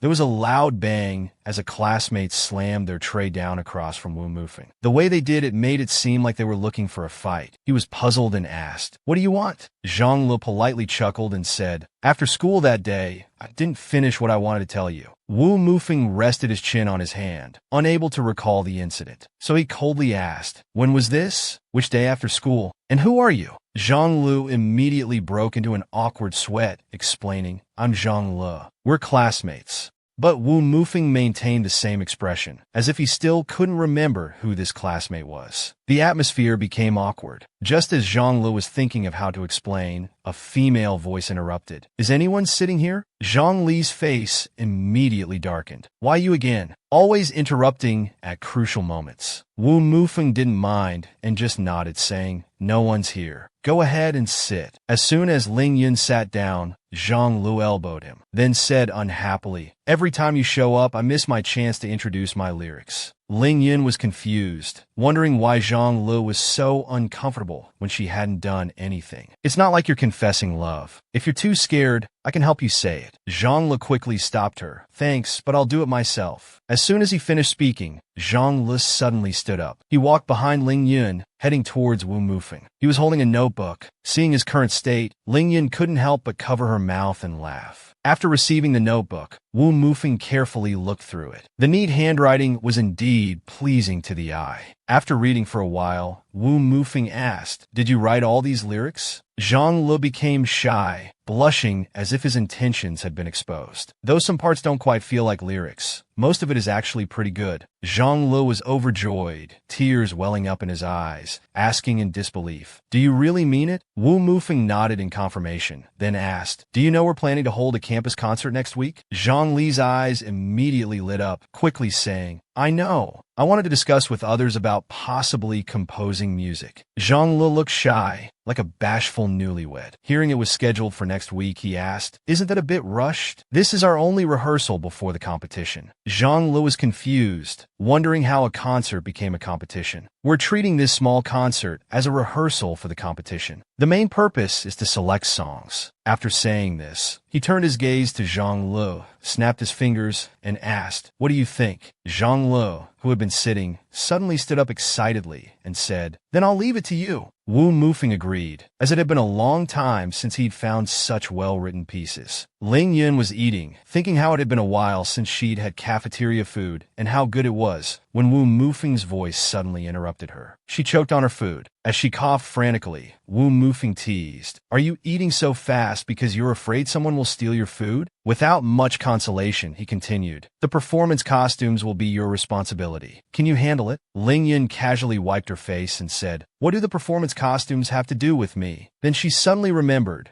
when Wu Mufeng had asked about her future plans and what kind of work she wanted to do. At that time, she had firmly told him she wanted to become a well-known fashion designer. "This will be good experience for you. It's not a bad thing." Ling Yun thought about her years working as a designer at the fashion company, thinking to herself, "I do have years of work experience, but this is my first time dealing with performance costumes. Is the concert next Friday?" Wu Mufeng said yes. Just as he was about to say more, he saw Fang Xiaomei rushing over angrily. She grabbed Ling Yun's collar and shouted angrily, "Ling Yun, come with me." His food tray fell to the ground with a loud crash. Zhang Lu couldn't bear to watch. Although Ling Yun had inadvertently interrupted him twice, he still couldn't stand seeing him being bullied. "Fang Xiaomei, what are you doing?" Looking at the fallen tray, she shouted, "This is between us, stay out of it. If you have something to say it here." Fang Xiaomei snapped, "Did you tell everyone about that thing?" "I didn't say anything." Fang Xiaomei didn't believe it, because that matter only. Seeing he still wouldn't admit it, rage took over, and Fang Xiaomei lost all reason. She raised her hand to strike Ling Yun, but her hand was caught by Wu Mufeng. Fang Xiaomei looked at him in disbelief. "Even you're helping Ling Yun? That's enough, Fang Xiaomei. Ling Yun isn't the kind of person you say. What do you know?" Just as she was about to say more, Zhang Lu also stepped in to stop Fang Xiaomei. "Everyone's watching. If you don't want to embarrass yourself, say less." Only then did she calm down and notice the other students gossiping behind her. Fang Xiaomei angrily shouted, "Fine, you're all on Ling Yun's side." She could only swallow her anger and leave alone. Zhou Qi, hiding behind the wall, watched the scene and muttered useless. When the dismissal bell rang, Fang Xiaomei no longer walked with Chun Xia and others. Just as she left the school gate, a male voice called out to her, but she didn't want to turn around and pretended not to hear, continuing forward. At the car, Ahui noticed her bad mood. The newcomer asked, "Your favorite brand has new items. Want to go see them?" Passing students overheard what the uncle said. Their cruel mockery made Feng Xiaomei very uncomfortable. Seeing Feng Xiaomei wouldn't get in the car, the uncle got out and blocked her path, putting his hand on her shoulder. Feng Xiaomei felt disgusted and immediately raised her knee, striking him hard. The pain made the uncle's hair stand on end. He finally collapsed to the ground. Feng Xiaomei stood before him, saying arrogantly, "Try harassing high school girls again, and I'll call the police." The uncle trembled in pain, his voice shaking. "You ungrateful brat. After I bought you so many things, give them back." Feng Xiaomei couldn't be bothered to look at him, turning away saying, "Why should I return them? You gave them willingly." Meanwhile, in Music Room 3, Wu Mufeng was singing. His beautiful melody and heavenly voice filled the entire hallway. Just then, the classroom door was quietly opened. Ling Yun and Zhang Lu were eavesdropping through the door crack. Zhang Lu said, "It's truly love,"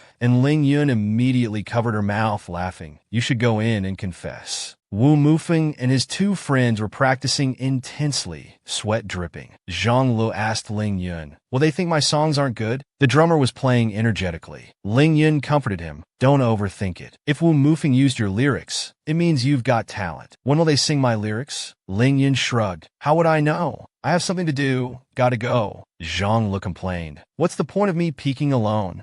Ling Yun realized Zhang Lu had called her there just to be a scapegoat. If they were caught, he could blame it on her. Seeing through it, Ling Yun had to play along, saying pitifully, "We agreed to come check the progress together." Ling Yun pushed open the classroom door and said to Zhang Lu, "Why don't you go in properly and take a look?" The next second, she pushed Zhang Lu right in. Caught off guard, Zhang Lu fell flat on the floor. The scene couldn't have been more awkward. The music group, who were singing, stopped immediately upon seeing Zhang Li's state. He awkwardly explained that it was actually Ling Yun who insisted on coming. But when he turned around, that person had already vanished. By then, she had already run to the stairs, her mind preoccupied with the costume matter. 1 week to get it done was really tight. Not watching where she was going, she accidentally bumped into someone with a thud. Ling Yun quickly apologized. "Sorry, I bumped into you." The other person politely replied, "I didn't see you either. Not your fault." The familiar voice made both of them look up. They said in unison, "It's you." Ling Yun hadn't expected to be so in sync with Chen Fan, and couldn't help but cover her mouth and laugh. While picking up design drafts, Chen Fan asked, "School's over. Why haven't you gone home?" Ling Yun replied, "Same goes for you."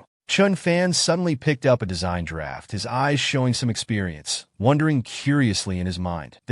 Could this be why Ling Yun was distracted in class that day? Indeed, it was. He remembered being distracted that day too, and couldn't help but look at Ling Yun. A warm breeze blew in from the window. While other students were listening attentively, only Ling Yun was secretly drawing designs. Chen Fan organized the fallen drafts and handed them to Ling Yun, praising, "I can see you've worked hard on these." Ling Yun returned Chen Fan's notebook, smiling. "So have you." Heading to the art room, Chen Fan took the sketchbook, saying yes, then extended his hand to say goodbye to Ling Yun. After seeing her designs, Chen Fan silently determined, "I'm still far behind. I need to work harder." Ling Yun stared blankly at the drawings in her hand until Chen Fan spoke again, snapping her back to reality. "When I'm strong enough, I'll propose to you." Ling Yun finally realized he was answering her question from the barbecue restaurant that day. Her eyes unconsciously welled up with tears. Before she could react, Chen Fan had already run to the end of the corridor. Ignoring the design drafts flying everywhere, she shouted from where she stood, "Chen Fan, explain what you mean by strong enough." Meanwhile, on the way home after school, Feng Xiaomei called from behind, "Zhou Qi, wait for me." He reluctantly turned around. Feng Xiaomei asked, "Are you and Qinxia avoiding me?" Zhou Qi awkwardly replied, "No." Feng Xiaomei explained, "Those are all rumors spread by Ling Yun. Don't believe them." Zhou Qi looked at Feng Xiaomei hypocritically, saying confidently, "I believe you. Can you help me clear things up? You know I'm not that kind of person."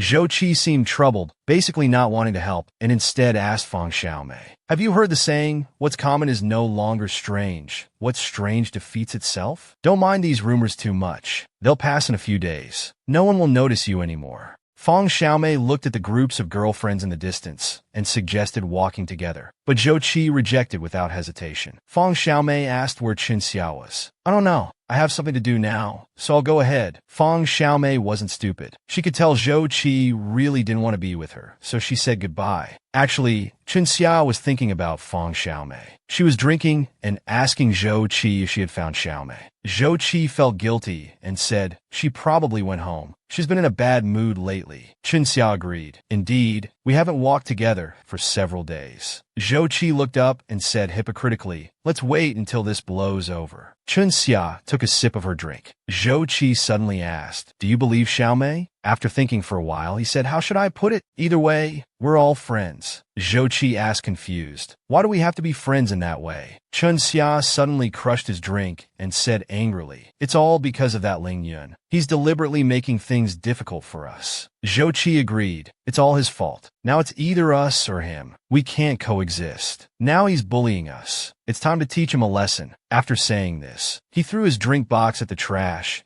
but missed due to poor aim. He viciously said he wanted to make Ling Yun drop out. After returning home, Zhou Qi wrote a post, completely disregarding any consequences, and clicked publish. The next day at school, Ling Yun called out in the classroom, everyone, please turn in yesterday's English homework. Suddenly looking up, he sensed something was off. Did I not wash my face properly? Because at that moment, all the students were staring at him intently. What was going on? While still puzzled, Qin Xia called him over. With a smug look, he asked, have you seen the school forum? Then pulled out his phone to show Ling Yun. Is this you? He took a look. It was indeed him. He instantly understood what those earlier stares meant. Seeing Ling Yun admit it, classmates' gossip instincts were triggered. They all asked who that person was and how they met. He said, I don't know him. Nobody believed that. Someone immediately retorted, how could someone you don't know buy you clothes? Who are you trying to fool? Although no one believed him, he still explained, I bought the clothes with my own money. Believe it or not. Seeing the gossip atmosphere building up, Zhou Qi made a sarcastic comment. Girls doing this kind of thing nowadays. What's the big deal? Ling Yun angrily demanded. What do you mean by that? Zhou Qi continued his bland mockery. Some people who used to throw away scraps have finally woken up, but poor people can't turn their lives around without a sugar daddy. Ling Yun, holding a stack of English homework, walked to his side and solemnly said, that clothes, I bought it with my own allowance. Zhou Qi enjoyed seeing Ling Yun's frustrated look and challenged again. Hit me if you dare. But Ling Yun didn't get angry. Instead, he calmly said, how dare you judge others when you dress like an old lady every day? After hearing this, the classmates couldn't help but burst into laughter. You trash, Ling Yun. Stop acting, followed by a slap. While the classmates were engrossed in the drama, no one expected the conflict to escalate directly to physical violence. Ling Yun still restrained himself from fighting back, trying to reason. What makes you think you have the privilege to hit people? Zhou Qi didn't buy into this at all. He put his hand on Ling Yun's forehead and pushed hard. Before he could react, he was pushed to the ground, his head hitting squarely against the desk. Zhou Qi was still shouting, I'm hitting you because you're trash. Who dares to object? Don't think I don't know you're not paying attention in class. Just drawing useless things. I suggest you just go home. At this moment, Wu Mufeng pulled the notebook from Zhou Qi's hand, warning him not to touch it. Hearing Wu Mufeng's intention to help Ling Yun, Zhou Qi advised him to mind his own business. I asked for this notebook first. You can't touch it. And were you the one who posted those photos on the school forum? Zhou Qi looked guilty after hearing this. The classmates started gossiping about him. He stammered, I'm not that free to stalk him. Do you really want me to reveal everything? I'll give you one more chance. At this crucial moment, Qin Xia interrupted. All of you, shut up. Just then, the teacher said, why aren't you reciting your lessons? What's all this commotion about? Everyone quieted down. The teacher glanced around and asked curiously, why isn't Fang Xiaomei here today? After the teacher left, Qin Xia walked up to Zhou Qi and coldly said, come with me. The two stood face to face in the hallway. Qin Xia asked Zhou Qi, you spread the rumors about Fang Xiaomei, didn't you? Zhou Qi, exposed, suddenly felt guilty. Qin Xia couldn't understand why he would do such a thing. Zhou Qi clenched his fists and shouted angrily, he's just a liar. Then he questioned Qin Xia, don't you think so too? He always acts like he's rich, but actually relies on that old man. Qin Xia wanted to say something in Fang Xiaomei's defense, but was interrupted. Don't mention him anymore. If I were him, After such a big incident, I wouldn't have the face to come back to school. He then put his hand on Chun Xia's shoulder. We're the real friends, right? At this moment, Ling Yun recalled that after that incident, Fang Xiaomei suddenly disappeared one day and didn't come to school for several days. He hadn't paid much attention at the time and stood there lost in thought. Suddenly, a pink notebook hit his head. What are you spacing out about? Looking back at Wu Mufeng, who had already walked away, he suddenly felt that recent events seemed familiar, but somehow different. People often have such illusions. Ling Yun walked to Wu Mufeng's desk. Have you ever had someone you didn't pay much attention to suddenly enter your world? Not knowing how to answer, Wu Mufeng lowered his head to look at Ling Yun's design draft and changed the subject. I think this style is pretty good too.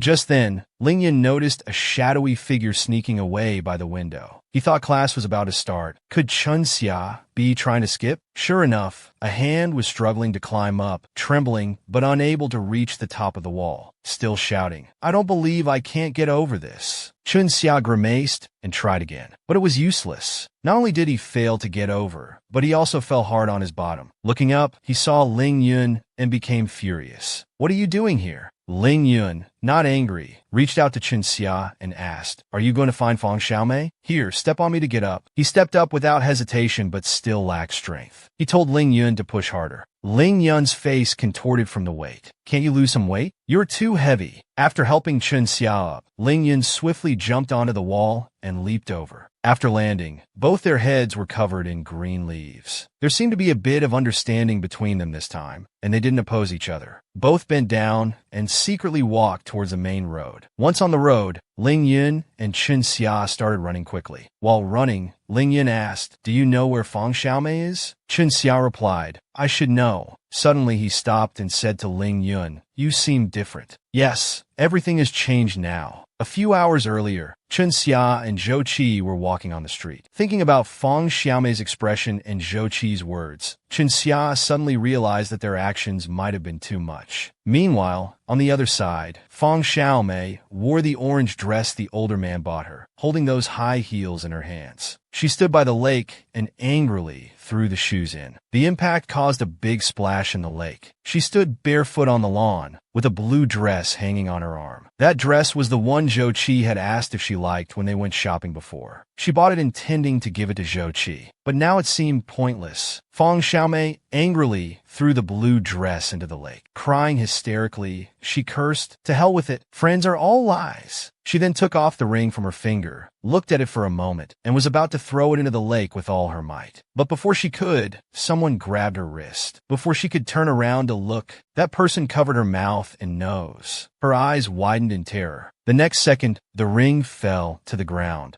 Xiaomei lost her balance and was dragged away forcefully. On a pedestrian street in the early 90s, a woman was walking with an innocent little girl. They hadn't spoken a word to each other. Little Xiaomei's eyes suddenly became incredibly bright. Her big eyes stared unblinkingly ahead. This beautiful blue dress had always been her fantasy, but her mother just glanced at it casually and said in an annoyed tone, This shabby dress is so expensive. Wait until you find a rich man to buy it for you. Obviously, little Xiaomei felt hurt. Her fair, tender hand wiped away tears. Her mother let go of her small hand and turned away without looking back. Xiaomei suddenly woke from her dream. Her long eyelashes concealed the sadness in her eyes, but tears were about to fall, giving her no chance to react. Uncle Luan Hui was driving quietly, but his peripheral vision was fixed on her. His glasses flashed with a dark glint as he asked in an extremely flat tone, Are you awake? Xiaomei's face suddenly showed increasing fear. Her whole body started trembling from nervousness. She tried to speak while shaking, but couldn't make a sound. So she stopped struggling internally and her mind started working quickly. Her small hand quietly unbuckled the seatbelt. Uncle Lu seemed indifferent, but looked somewhat displeased. He quietly curved his lips into an evil smile, then mockingly asked if she had a death wish. At this moment, Xiaomei wanted to be 10 meters away from him, but the car was too small. Can you let me go? We have no relationship anymore. How could Uncle Lu let her be so free?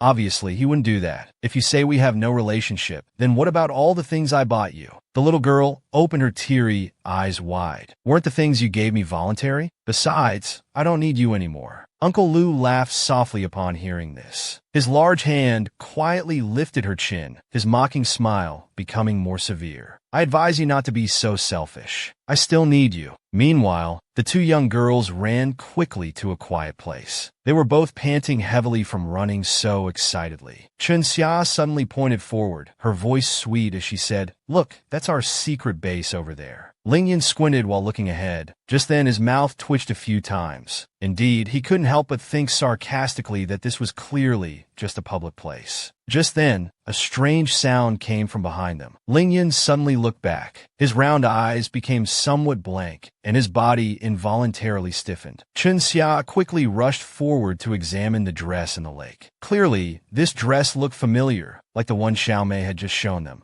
She picked up the clothes from the lake. Her small hands kept feeling the traces on it. This was what Xiaomei bought just last month. Could it be that she had disappeared? Ling Yun was also very uncomfortable inside, but he still suggested calling the police first. Just then he noticed something shiny, so he quickly ran over to pick it up. At this moment, he realized his racing, crazy heartbeat. This thing definitely belonged to Xiaomei. Xiao opened her mouth in shock. Her mind inevitably started imagining. Xiaomei had fallen into the water, and after some time with no one discovering her, she had drowned and fallen unconscious, sinking beneath. While imagining this, she took off her outer coat. Her expression suddenly darkened. Ling Yun, as if seeing something, rushed toward her like a madman. He grabbed Xia's arm, his voice trembling uncontrollably. "What are you trying to do? There's no evidence that Xiaomei fell into the river." He helplessly spread his hands, his eyes full of determination. "Even if she fell in, it's too late now. I won't let you go into the river alone." Xia had already become very fragile. Her voice was like an injured rabbit's, with crystal-clear tears in her eyes. "I just don't want my friend to leave me." Meanwhile, the captured Xiaomei suddenly grabbed Uncle's steering wheel. The chaos in her mind made him unhappy, leading to such a bold move. Uncle Lou certainly wouldn't let her continue this nonsense. He suddenly stretched out his arm and slapped Xiaomei's face with a loud smack, shouting angrily, "Stop messing around." Xiaomei fearfully stepped back, clutching the car window. Her expression became increasingly defiant, looking at Uncle Lou as if he were garbage. "You'd better let me go now. Do you know who my friend is? She's the police chief's daughter." But Uncle Lou grabbed her shoulders. "Thanks to that little sister, I found out about your secret base." He suddenly leaned down, pressing against the little girl, holding her firmly in his arms. His large palm caressed her cheek. "Good girl, don't try to get out of this." Xiaomei naturally wanted to get away quickly, but the man wouldn't give her the chance. He quickly kissed her. The car by the roadside began to shake. The little girl's cries for help sounded weak until the man let out a painful groan. He finally withdrew his large hand from the girl, wiping away blood from the corner of his mouth. Behind his thick glasses, the man's expression showed as he said, "Are you trying to die?" The little girl certainly didn't have his strength. She could only let him grip her neck, making it difficult for her to breathe. Obviously, she still had some wit. Her small toes reached for the steering wheel, causing a piercing horn to sound. Taking advantage of the man's slight distraction, her small hands forcefully opened the car door. Her body hit the ground hard, making it painful to get up, but she definitely wouldn't miss this chance to escape. She got up and ran frantically, completely ignoring the crazed man behind her. Yuan Hui, seeing he couldn't keep up physically, switched to using the car. He drove onto the pedestrian street, ignoring all the passersby, and shouted angrily, "Watch me run you over." Xiaomei was blocked in front, leaving her no room to escape. Uncle Yu got out of the car darkly.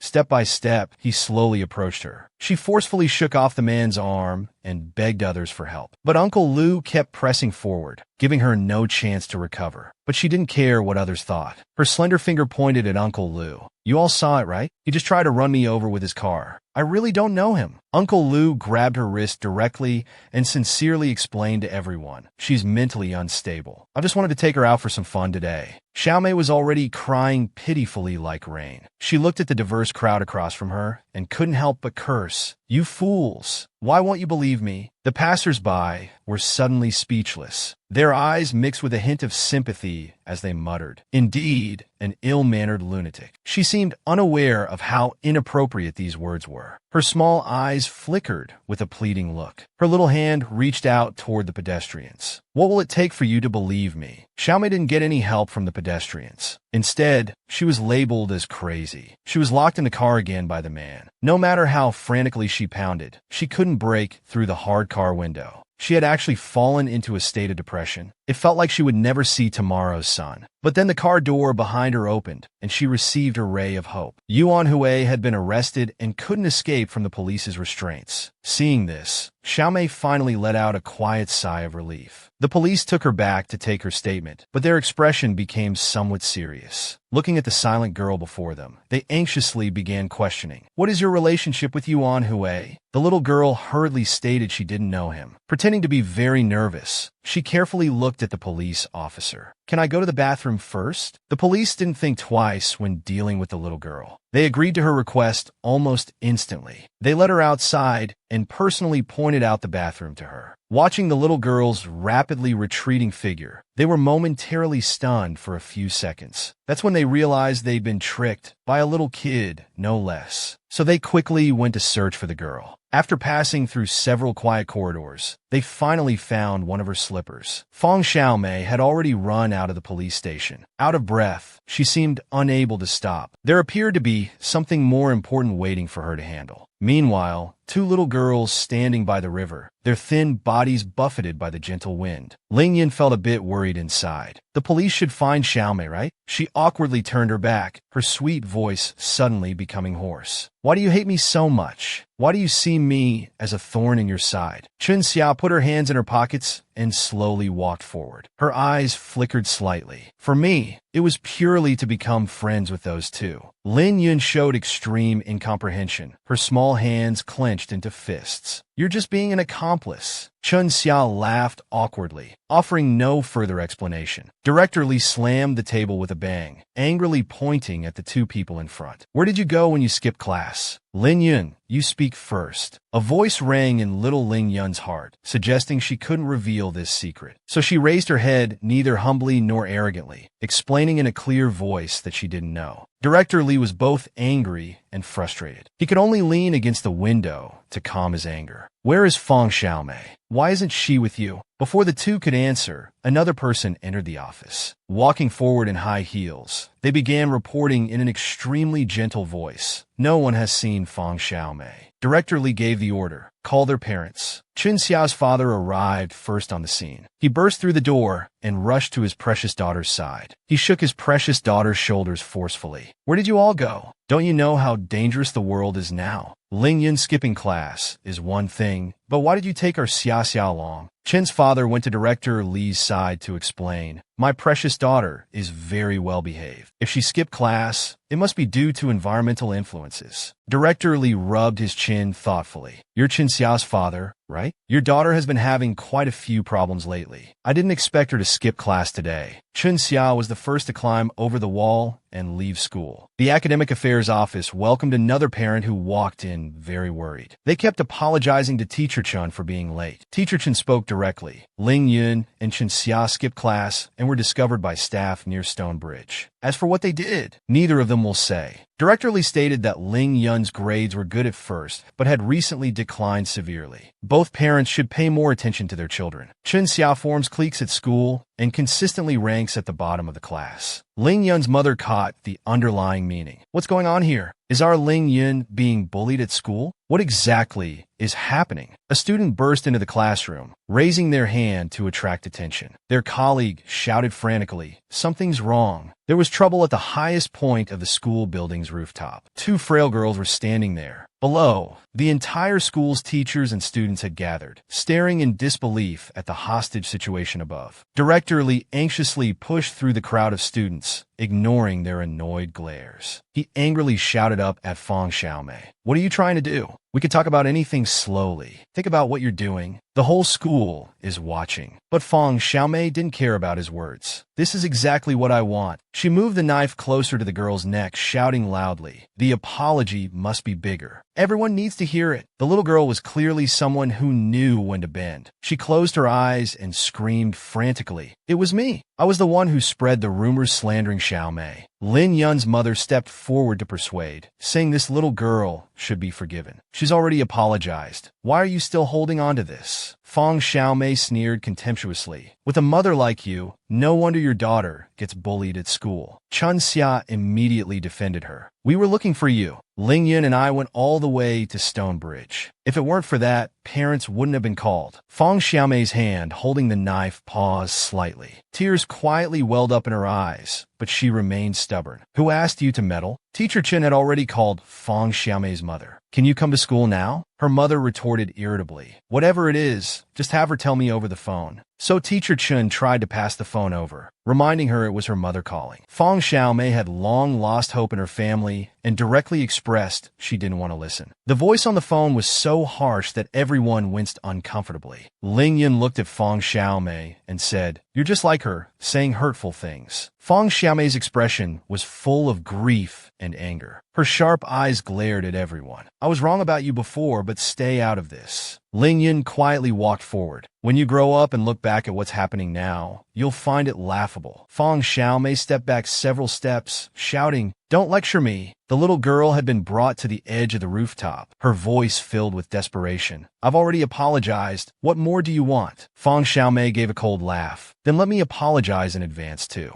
Then they both fell, ignoring the desperate screams of those below, like a harsh lesson from reality. Yulin Middle School was in chaos. Police cars and ambulances arrived at the scene. Crowds of people rushed in to see what happened. Ling Yun looked up at the teaching building. Usually, such a fall would result in death or severe injury, but doctors said Fang Xiaomei and Zhou Qiqi's injuries weren't serious. It was a miracle. Zhou Qiqi was making a fuss in the hospital. "It's all that bitch Fang Xiaomei's fault. She made me fall from the building." Zhou's father was displeased with his daughter's accusations. He scolded her with a serious expression. "This is all your own doing." By now, Fang Xiaomei had regained consciousness. She looked at the two people caring for her, feeling touched inside. "But why isn't Ling Yun here?" Ling Yun's mother smiled gently. "I sent her home. No need for her to be here, causing trouble." Fang Xiaomei remained venomous as usual. She turned her head away. "Instead of caring about other people's children, you should take better care of your own daughter." Teacher Chun, seeing the situation becoming awkward,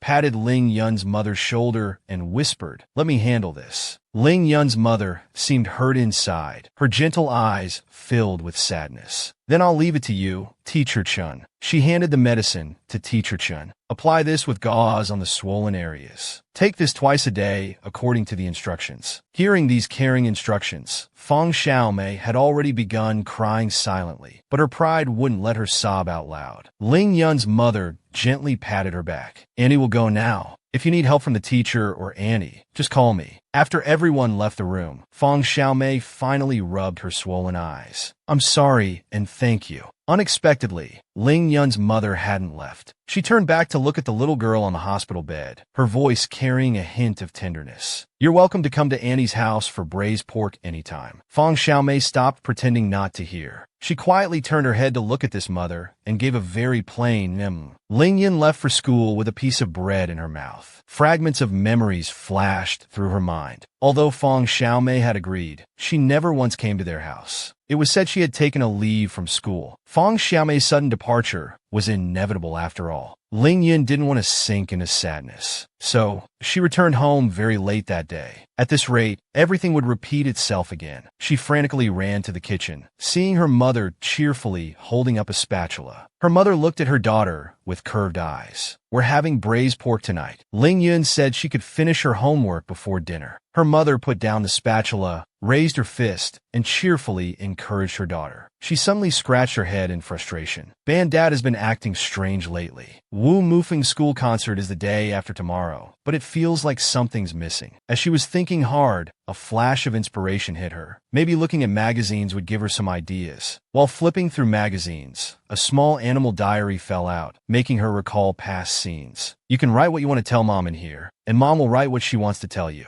It was a popular trend back then called Exchange Diary. Ling Yun had forgotten what movie they watched that sparked their interest in exchange diaries. But it was rare to see what she was like as a child. She opened the diary under the desk lamp, her expression full of nostalgia. She hadn't expected that she and her mother were so passionate back then. By now her mother had finished cooking. She lowered her head, slowly pulled out a chair, and stared deeply at the braised pork. "Is Dad not coming home again tonight?" Her mother looked at her precious daughter lovingly. "He went to Wonzhou for business." Lingyun suddenly told her mother, "I used to be bullied at school." Her mother immediately stood up, her loving gaze turning gloomy, instantly losing her appetite despite the delicious food. Lingyun quickly tried to calm her angry mother, placing her small hand on her mother's shoulder. She thought about how to comfort her. "Don't be angry. It won't happen again." She reached for the braised pork with her chopsticks, ready to enjoy it, but her mother pushed the plate aside. Lingyun's gaze became completely blank, her lips curving into an awkward smile. She looked at her mother in disbelief. "What are you doing?" Her mother's expression was full of displeasure, her beautiful eyebrows tightly furrowed. "Don't eat the braised pork. Do you deserve all the braised pork you've eaten?" Lingyun could only helplessly rub her forehead, quietly closing her clear eyes. "Mom is right. While I was trying my best to save others, there was someone silently protecting me in their own clumsy way." Since the jumping incident at school, Zhou Qiqi had transferred schools, and Feng Xiaomei hadn't returned. Other students continued attending classes as usual, until a crisp bell rang. Lingyun slowly walked out of the classroom. She happened to meet Qingxiao passing by, and they inevitably exchanged glances. Wu Mufeng suddenly bumped into her arm, his peach blossom eyes looking at the girl in front. "What are you standing around for? Quick, gather at the small auditorium entrance." Zhang Yi came before everyone with his loud voice, his expression growing increasingly excited. "All 800 tickets are sold out. The ticket checking work will be up to you." The two girls expressed they didn't want to do this, but Zhang Li simply pushed them away. It was clearly his work, yet he handed it over to them. The tickets being distributed at the auditorium entrance were for the Travelers Band. Surprisingly, the tickets were only 50 cents, making people exclaim it might as well have been free. Zhang Li suddenly squeezed between the two beautiful girls, casually explaining it was their first time and they lacked experience. He solemnly promised them that next time they would definitely price it at 1 yuan. Without waiting for their weak complaints, he suddenly darted off like a duck. "I'll leave maintaining order to you guys. I'm going to secure spots in the front row." At that moment, someone appeared behind them, dressed extremely mysteriously. Wearing a black hat, wrapped up tightly, only their tall figure vaguely revealed it was a man. He didn't waste words with anyone, silently took the ticket from his hand, and then drew a checkmark on it. This series of actions left him stunned. He stared blankly at this man until he had smoothly turned and left, only then gradually coming back to his senses. "That must have been someone from outside the school." Chun Xian nodded confidently. "Whenever our school has events, elderly folks from the surrounding parks always come." They decided to stop overthinking and entered the small auditorium. The surrounding aisles were packed with people, leaving no space for walking. The atmosphere on stage instantly heightened. The four members skillfully took their positions on different parts of the stage. Then the lights suddenly blazed on, and the Travelers Band immediately opened the curtain. Elderly ladies in the audience held glow sticks, their lips carrying smiles from their youth, listening to the songs from the stage. Everyone was immersed in the moment. Wu Mufeng, as the band's lead vocalist, had a captivating and enchanting voice. He hummed his songs with closed eyes, gradually becoming lost in the music. Zhang Di suddenly became excited, gesturing wildly, one hand gripping his friend's shoulder in excitement. Just thinking that he wrote these lyrics made him feel proud. Lingyun pondered silently in the audience. No one had mentioned anything about the costumes. Could it be that after 10 years, people's aesthetics would be completely different from now? As the performers finished and walked off stage, they all looked somewhat tired. Wu Mufeng approached the girl first. "Why haven't you gone home yet?" A drop of cold sweat appeared on Lingyun's face as she recalled the packed crowd. She had been so squeezed in that she couldn't break free. How could she have left in that situation? So she waved the broom in her hand. "The auditorium is such a mess. If teachers find out, they'll come after you tomorrow morning." Wu Mufeng directly grabbed the broom from her hand, staring at her seriously. "We can't let you handle this alone." Zhang De suddenly raised his arm high and shouted, I'll help too. Everyone's eyes turned to him, while Wu Mufeng seemed slightly annoyed. With a bonk sound, Zhang was lightly tapped on the head with the stick. The captain's dissatisfied voice rang out. This mess happened because you misunderstood the release schedule. With everyone's joint effort, the small auditorium was cleaned spotlessly. Maybe tomorrow the homeroom teacher would even award them a flag of merit. Smiles spread throughout the auditorium. 7 people, each different in their own way, yet gathered together. This was their unique youth. Zhang Le felt the atmosphere was good. He suddenly stood up, facing everyone. How about I treat everyone to skewers today? The teammates enthusiastically raised their hands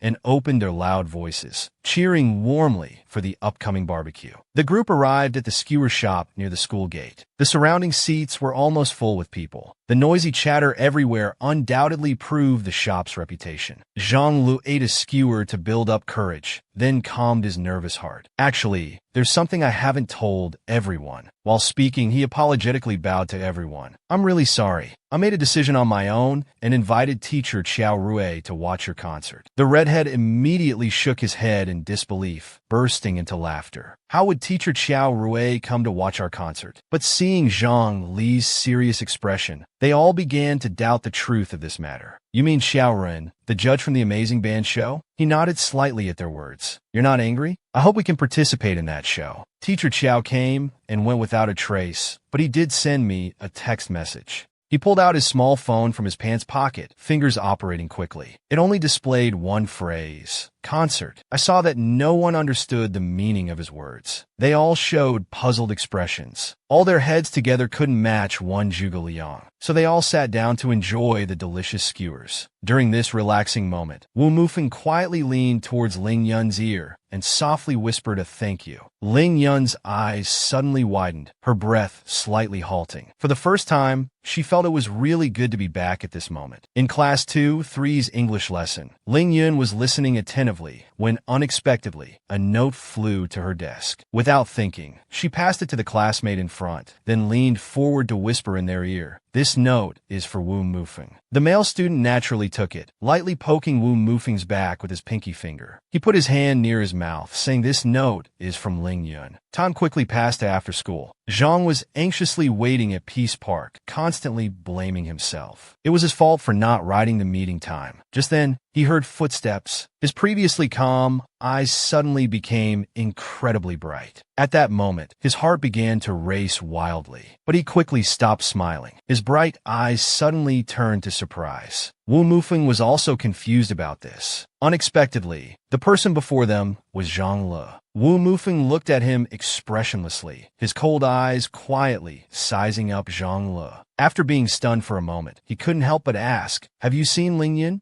Zhang Lu immediately broke into a cold sweat, his body becoming tense. "Of course I haven't seen her. What is Ling Yun up to?" Wu Mufeng broke the awkward atmosphere first. "We've already finished revising your model lyrics. If you're free, you can come listen." After Wu Mufeng had completely left, Zhang Lu helplessly rubbed his head. The person who should come didn't, and the person who shouldn't come did. In Class 2-3's classroom, someone suddenly slammed their hand on the desk, making a violent noise. Then he grabbed the girl opposite him, his long, strong fingers gripping tightly, and nervously explained in a low voice, "Come with me for a moment." The surrounding classmates kept remarking, "Ling Yun is really busy lately. How did she manage to make even the good-tempered Zhang Lu angry?" Just then, Zhang Lu, who was being discussed by his classmates, suddenly let out a heavy sneeze. It immediately dissipated some of his anger. Ling Yun stood dumbfounded opposite him. She expressed concern very plainly. "Are you catching a cold?" Zhang Lu, steam coming from his head, replied furiously, "It's all because of you." He quickly adjusted his mood, his long fingers secretly clenching. "The note I passed to you yesterday, did you see it or not?" Ling Yun blinked in confusion, her beautiful long hair swaying as she moved. "Of course I saw it. I helped pass it along." Wu Mufeng Zhang Lu angrily tightened his arms, his mouth opening and closing, not knowing what to say. So he decided to just spill it out. That note was for you. This made Ling Yun so embarrassed she wanted to disappear. She couldn't help but blurt out a curse. I gave that to Wu Mufeng. The hairpin on her forehead became very animated, just like her bright eyes at that moment. But she still couldn't understand what this person was thinking. Being so mysterious. What's this all about? Zhang Li's encouraged heart felt somewhat defeated. The butterflies in his stomach, because of her, were known only to him. How would he explain this matter? Zhang Li finally called the show's number to ask if their band could appear on the program. When the call connected, he couldn't help feeling nervous. He politely asked, "What do you think? Wasn't it pretty good?" But the administrator directly rejected them. "I'm very sorry, but we're not planning to have the band on the show." Hearing this, Zhang Lu immediately panicked. His voice uncontrollably grew louder as he anxiously asked, "Is there something we're not good enough at?" But the administrator seemed uncomfortable. "Do you know about Pearl Band?" Zhang Lun naturally knew them. The other side said something shocking. "Would you like to collaborate with them?" The next day at school, Zhang Lu told them about these things. Ling Yun saw his hesitant attitude and knew he was somewhat wavering, but she still paused for a moment. Without beating around the bush, she directly asked him if he had agreed. She was still happy for her friend. Pearl Band was quite good. Zhang Lu was somewhat surprised, not expecting this attitude. He nodded honestly. He thought the same way, so he had already agreed to their offer. However, he was now in a difficult position, which was why he came to consult with Ling Yun. He really didn't know how to tell Wu Mufeng and the others, or how to explain it. In the end, it was Ling Yun who came up with a good solution. Be honest and explain everything clearly to everyone. They would all understand. So, they went to the music classroom together. As soon as Zhang Lu arrived, he bowed and apologized to everyone. "I was bewitched when I agreed to it." His classmates were understanding. "It's not a big deal. Why keep apologizing? You're acting like a criminal. We're indeed not professional enough yet. Go to Pearl Band. You can learn quite a lot." He nudged the person beside him. The classmate next to him nodded repeatedly. Then he couldn't help but turn his head, carefully looking at the person behind. Wu Mufeng hadn't said a word since the beginning. He had clearly heard everything, but refused to speak. Instead, he picked up the nearby guitar and started playing, as if he didn't care about the matter at all. The classmate turned his head with a serious expression, asking Wu Mufeng uncertainly, "Did you hear? Zhang Lu is going to collaborate with Pearl Band." Hearing the question, Wu Mufeng remained unusually silent for a moment. Then in a cold tone, he said, "Wish you all the best." Zhang Lu received his blessing and smiled happily. Then he bowed deeply to everyone again, expressing his gratitude once more. "Thank you all so much." Seeing him like this, a classmate jokingly stepped forward. Like good brothers, he patted his shoulder and hugged him, saying, "If you get rich and famous, don't forget us. Don't just stand there. Let's go downstairs and buy some sodas." All the classmates gradually left, but Wu Mufeng still sat there dazed, lost in thought. Ling Yun watched him for a while. He remained motionless. She curiously moved closer, tilting her head to carefully observe his expression. Coming back to his senses, he was startled by the girl and asked puzzledly, "What are you doing?" Ling Yun stared at him thoughtfully. "Are you a bit unhappy?" Wu Mufeng was instantly hit where it hurt and turned his head away embarrassedly. Seeing his behavior, Ling Yun suddenly remembered the Wu Mufeng from before. He used to shine on stage, holding a microphone and singing, capturing everyone's attention. Thinking of this, Ling Yun couldn't help but smile and comfort him. "It's okay. There will be more opportunities in the future." She believed in Wu Mufeng because he had the ability. But Wu Mufeng clearly wasn't as optimistic. He put down his guitar and walked to the windowsill, sarcastically saying, "A temporary band is just for fun anyway." His face was dark, and he remained silent in his low mood. Ling Yun hadn't expected him to think this way, and hurriedly waved her hands awkwardly. "That's not what I meant." Ling Yun recalled many years ago, when she was sitting on the couch watching TV, seeing reporters interviewing Wu Mufeng. He was very popular and famous at the time, but she vaguely remembered that interview.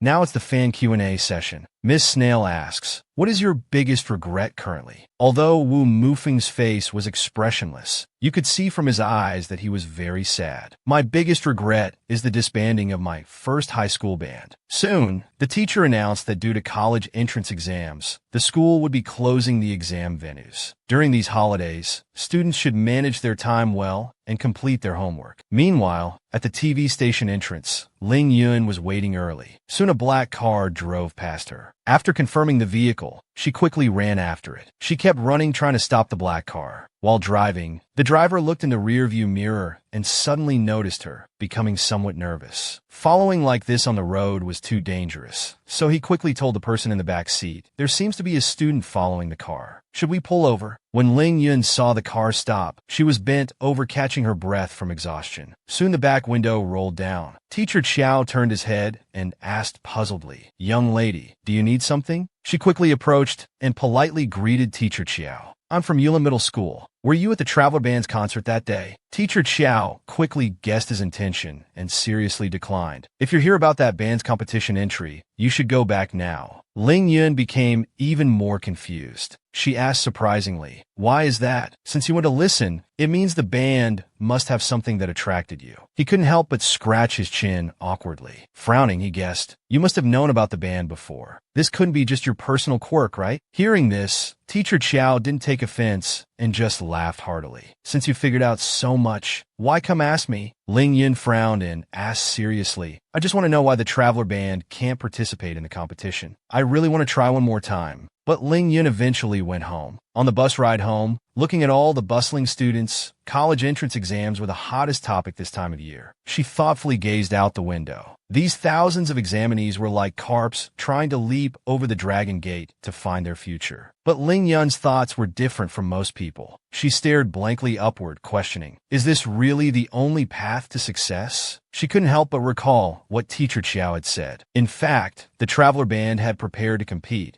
but parents objected during preparation, prioritizing academics after all. After a while, Ling Yun returned home. She took out her keys to open the door, while children played and laughed in the corridor. She froze at the doorway, thinking uncontrollably, "If it were you 10 years ago, you would have done the same thing, right?" She kept asking herself. Finally, Ling Yun made up her mind. She vaguely had an answer in her heart. Just as she entered home, she saw a note thoughtfully left by her mom on the table. "I have a class reunion today and will be home late. Don't forget the food is in the pot." Ling Yun returned to her room with a heavy heart and finally made a phone call. Her fingers kept twirling the phone cord, obviously nervous. The call was quickly answered. "I'm looking for Wu Mufeng." Surprisingly, it was him who answered. Hearing the familiar voice, Wu Mufeng asked puzzledly if there was something wrong. Ling Yun said directly, "Go compete. Join that magical band." Meanwhile, at Wu Mufeng's house, he stood holding the receiver for a good 10 minutes, not saying a word. But eventually he refused. Ling Yun hadn't expected this answer and wanted to persuade him more, probing. "You put so much into forming the band. Surely it wasn't just for fun?" Wu Mufeng's next response was disappointing. He coldly said, "It's purely entertainment," and didn't want to say more. He couldn't help it, but Ling Yun wouldn't give up and wanted to try again. "That's not true.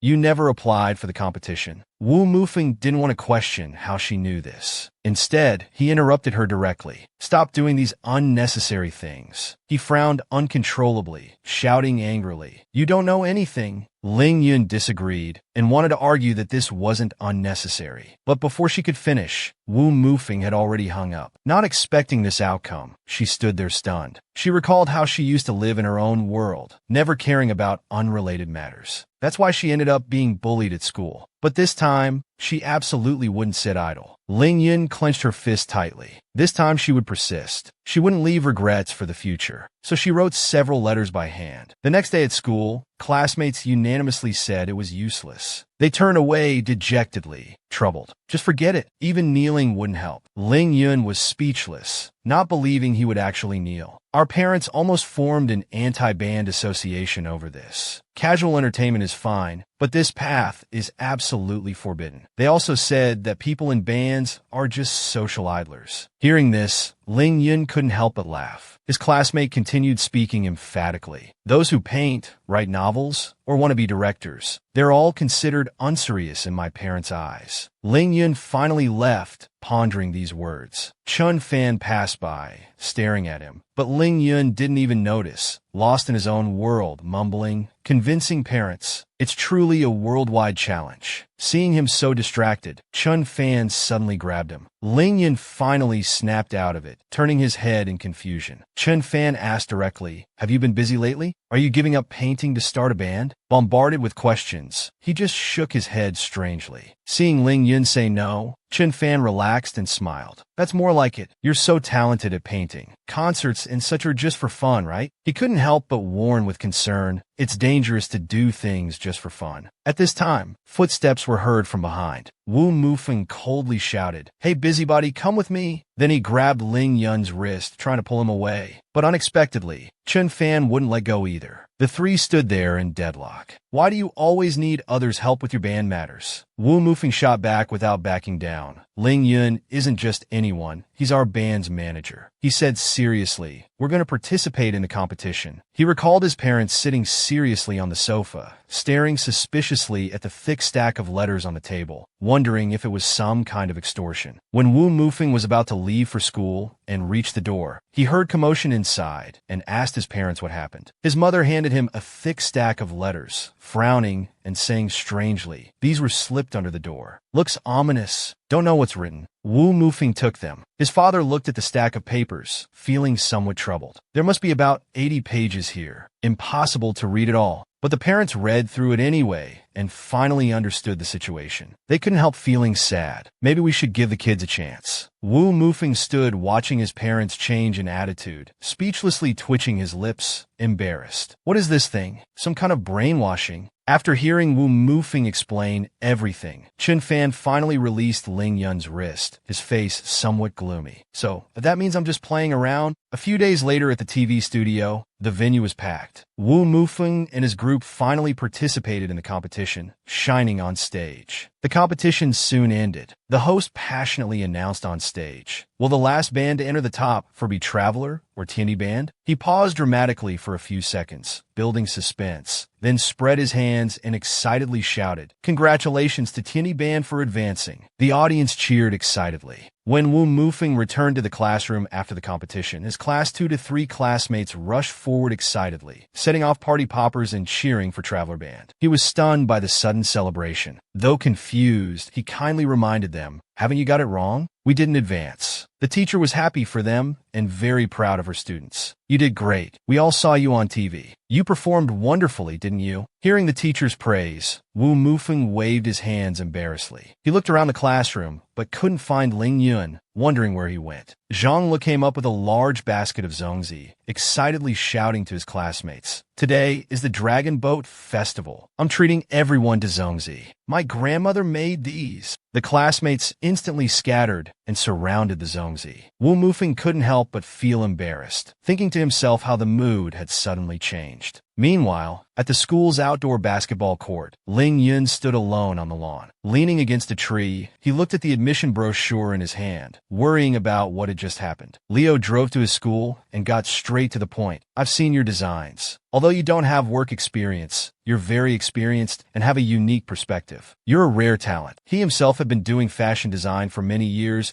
and could recite backward the trending elements for the next 10 years. Leo's expression turned serious. But this isn't enough. Hearing this, Ling Yun was surprised. He didn't understand why. So Leo patiently explained the situation. "You might become a fashion designer, but this kind of design won't make you a top-tier fashion designer." He wanted to know Ling Yun's thoughts. The girl fell silent for a moment, but responded firmly, "I want to become a world-class fashion designer." Leo laughed heartily. Ling Yun thought he was mocking her bold statement and felt embarrassed. "Do you think I'm being presumptuous?" "Young lady, you misunderstand." Leo waved his hands, explaining he didn't mean that. He just admired such courage in young people. While speaking, he pulled something from his pocket. "I'm very happy you have such ambition." Then he handed the admission brochure to the girl. Leo's words still echoed in his ears. "I admit you have real talent, but to achieve this dream, you still have a long way to go." Ling Yun sat under the tree's shade, head down, staring at the admission brochure in his hands. He recalled Leo's parting words, "Don't worry about the tuition." He explained with a smile, "When I was in the US recently, I recommended you to Professor Dylan at FIT. He really likes your designs, so the tuition will be fully covered." Before leaving, he reminded, "No need to rush the decision. I hope you and your family can carefully consider it and give me an answer before summer break ends." Later, Chun Fan returned to the classroom to get something. Passing by Ling Yun's desk, he unexpectedly saw the admission brochure brochure and silently frowned. Another exam week came. The homeroom teacher excitedly clapped her hands, reminding students time was up and to stop writing. Then she started collecting papers. Students packed their bags after finishing, complaining about how difficult the math exam was. But then they realized, when was math ever easy? As Zhang Lu was about to leave school with his backpack, he suddenly heard the security guard calling out, "Hey kid, they're all yours again." He curiously turned around. The mailbox was overflowing with love letters. Nearby, Wu Mufeng was surrounded by a group of girls. He hurriedly broke free, walking quickly towards the gate, while people whispered, "Many people have been looking for Wu Mufeng lately. They say they're from talent agencies." Ling Yun returned home and sat on his bed, still looking at the admission brochure. Suddenly, he remembered something. Almost forgot. I need to tell my parents. He recalled it was around the same time before when he almost got to study abroad. So during dinner, Ling Yun carefully explained everything to his parents. Father carefully examined the admission brochure on the table, asking puzzled if it was America or Japan. He worried it might be a scam. Mother also expressed concern. Is this school really reliable? He remembered back then when father had made some money in business. Friends' children were all studying abroad, so they wanted me to study abroad too. But in senior year, Dad's company went bankrupt and the study abroad plans fell through.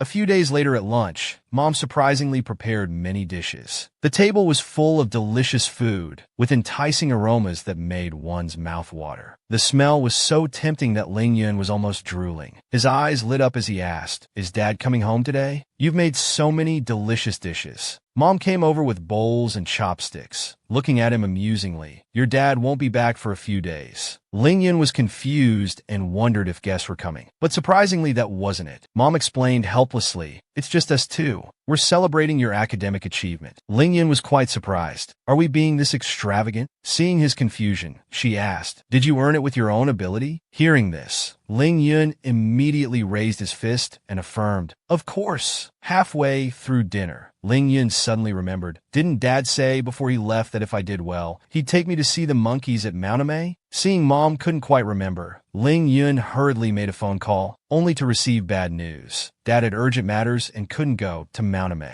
Ling Yun felt disappointed and sighed. Mom, seeing this and not wanting her daughter to be sad, went to change into outdoor clothes and emerged looking pretty. She happily suggested, "If Dad can't make it, I'll go with you." Ling Yun didn't believe it and looked at her skeptically. "Come on, don't. Aren't you too busy with work to go?" But surprisingly, Mom was unusually serious, already changed into hiking clothes. Ling Yun declined, waving her hands. "If we can't go this time, there's always next time. Besides, our class has a hiking activity in a few days." Hearing this, Mom finally took off the clothes and reminded Ling Yun to be careful and stay with the group. "Don't go off alone." Ling Yun looked at her mother helplessly, nodding. Sometimes, she really wished time could freeze in these happy moments. Soon came the school spring tour day. Everyone gathered at the mountain's foot. The teacher held up a red flag, introducing, "This is Blue Book Mountain." Zhang Lu stood lazily, yawning and complaining, "It's too early, there aren't even other tourists." Nearby, Chung Xia was taking photos with his camera, and other students excitedly gathered around. "Is this the latest model? Must be expensive." Zhang Lu yawned and noticed the eye-catching red backpack bulging with contents. He curiously asked Ling Yun what was inside. Before Ling Yun could answer, the teacher clapped her hands and shouted, "Everyone must be careful. No horsing around while climbing. No leaving the group. And don't litter." Soon everyone spread out and started climbing toward the peak. After some time, Ling Yun wasn't sure where she was. She was breathing heavily, sweat rolling down her cheeks, and complained, "Don't tell me I have to carry all this stuff all the way to the top." Chun Fan, walking just above her, heard and turned back, offering, "Let me help you carry it." Hearing this, though sweating profusely, Ling Yun firmly declined. Chun Fan hadn't expected her to refuse even this small help. An awkward silence fell between them. Ling Yun frowned and explained, "These small things are nothing for me." Chun Fan was unusually speechless. He froze for a while, then suddenly turned away, unable to look at her. His voice inevitably became low. "Next semester, I'm going to Yinan."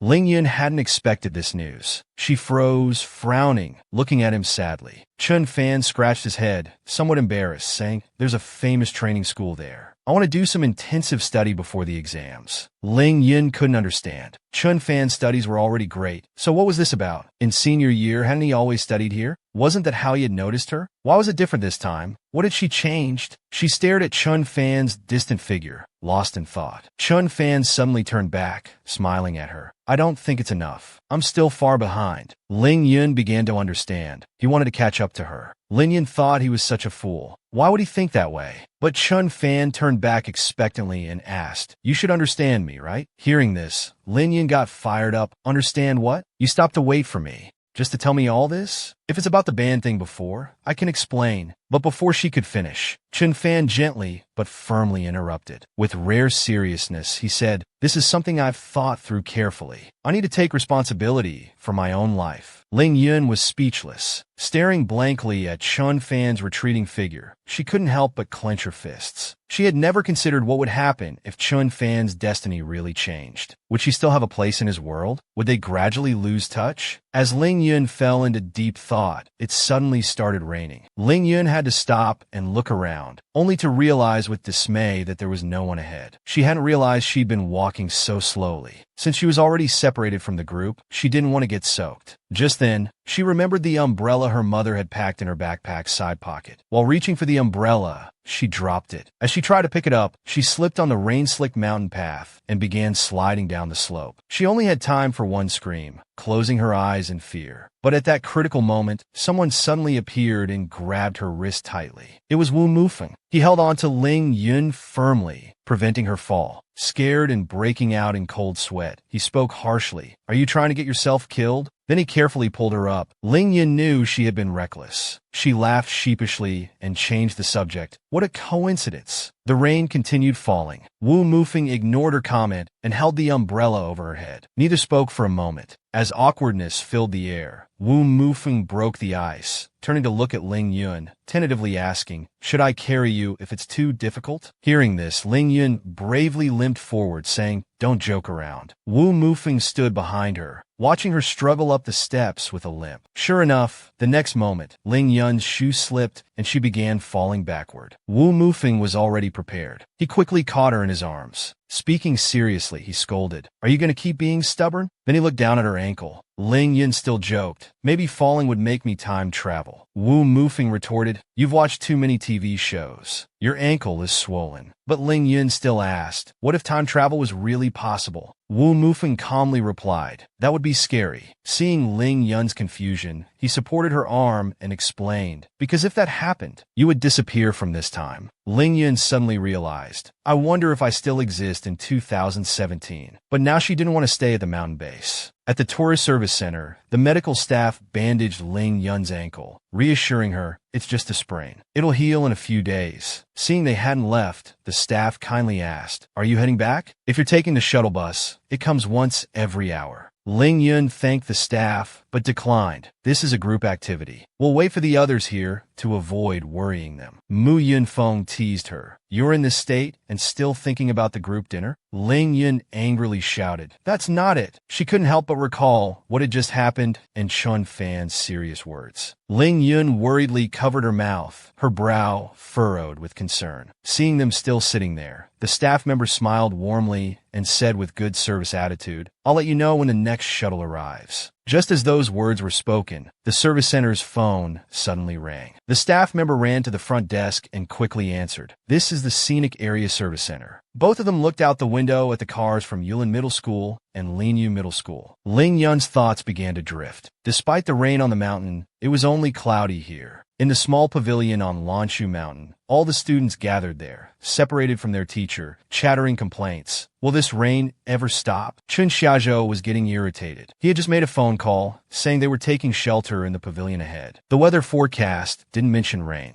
If only we'd known to bring umbrellas. Hearing this, Zhang Le couldn't help but smirk. Nothing we can do about it, he consoled. It must be some kind of curse. While Chun Xiao was waiting around bored, he noticed Chun Fan had brought 2 umbrellas. His eyes lit up as he praised him immediately. Chun Fan, you're so foresight to bring 2 umbrellas. But Chun Fan showed no courtesy and coldly refused. I'm holding these for someone else. Hearing this, Chun Xia became instantly furious. Looking for somewhere to vent his anger, he grabbed Zhang Le beside him, clutching his school uniform collar tightly. He shook him aggressively, asking, When will this rain stop? Zhang Le shrugged helplessly. I'm not the rain god. How would I know? The female classmates nearby were also gloomy. Seeing the dejected atmosphere, they said in unison, "Why hasn't Chen Fan been talking to us lately?" Just then, a blonde girl in a blue dress approached with an umbrella. The students looked at her puzzledly, noting she wasn't from their class. The blonde girl lowered her umbrella and gradually approached Chen Fan, who was sitting nearby.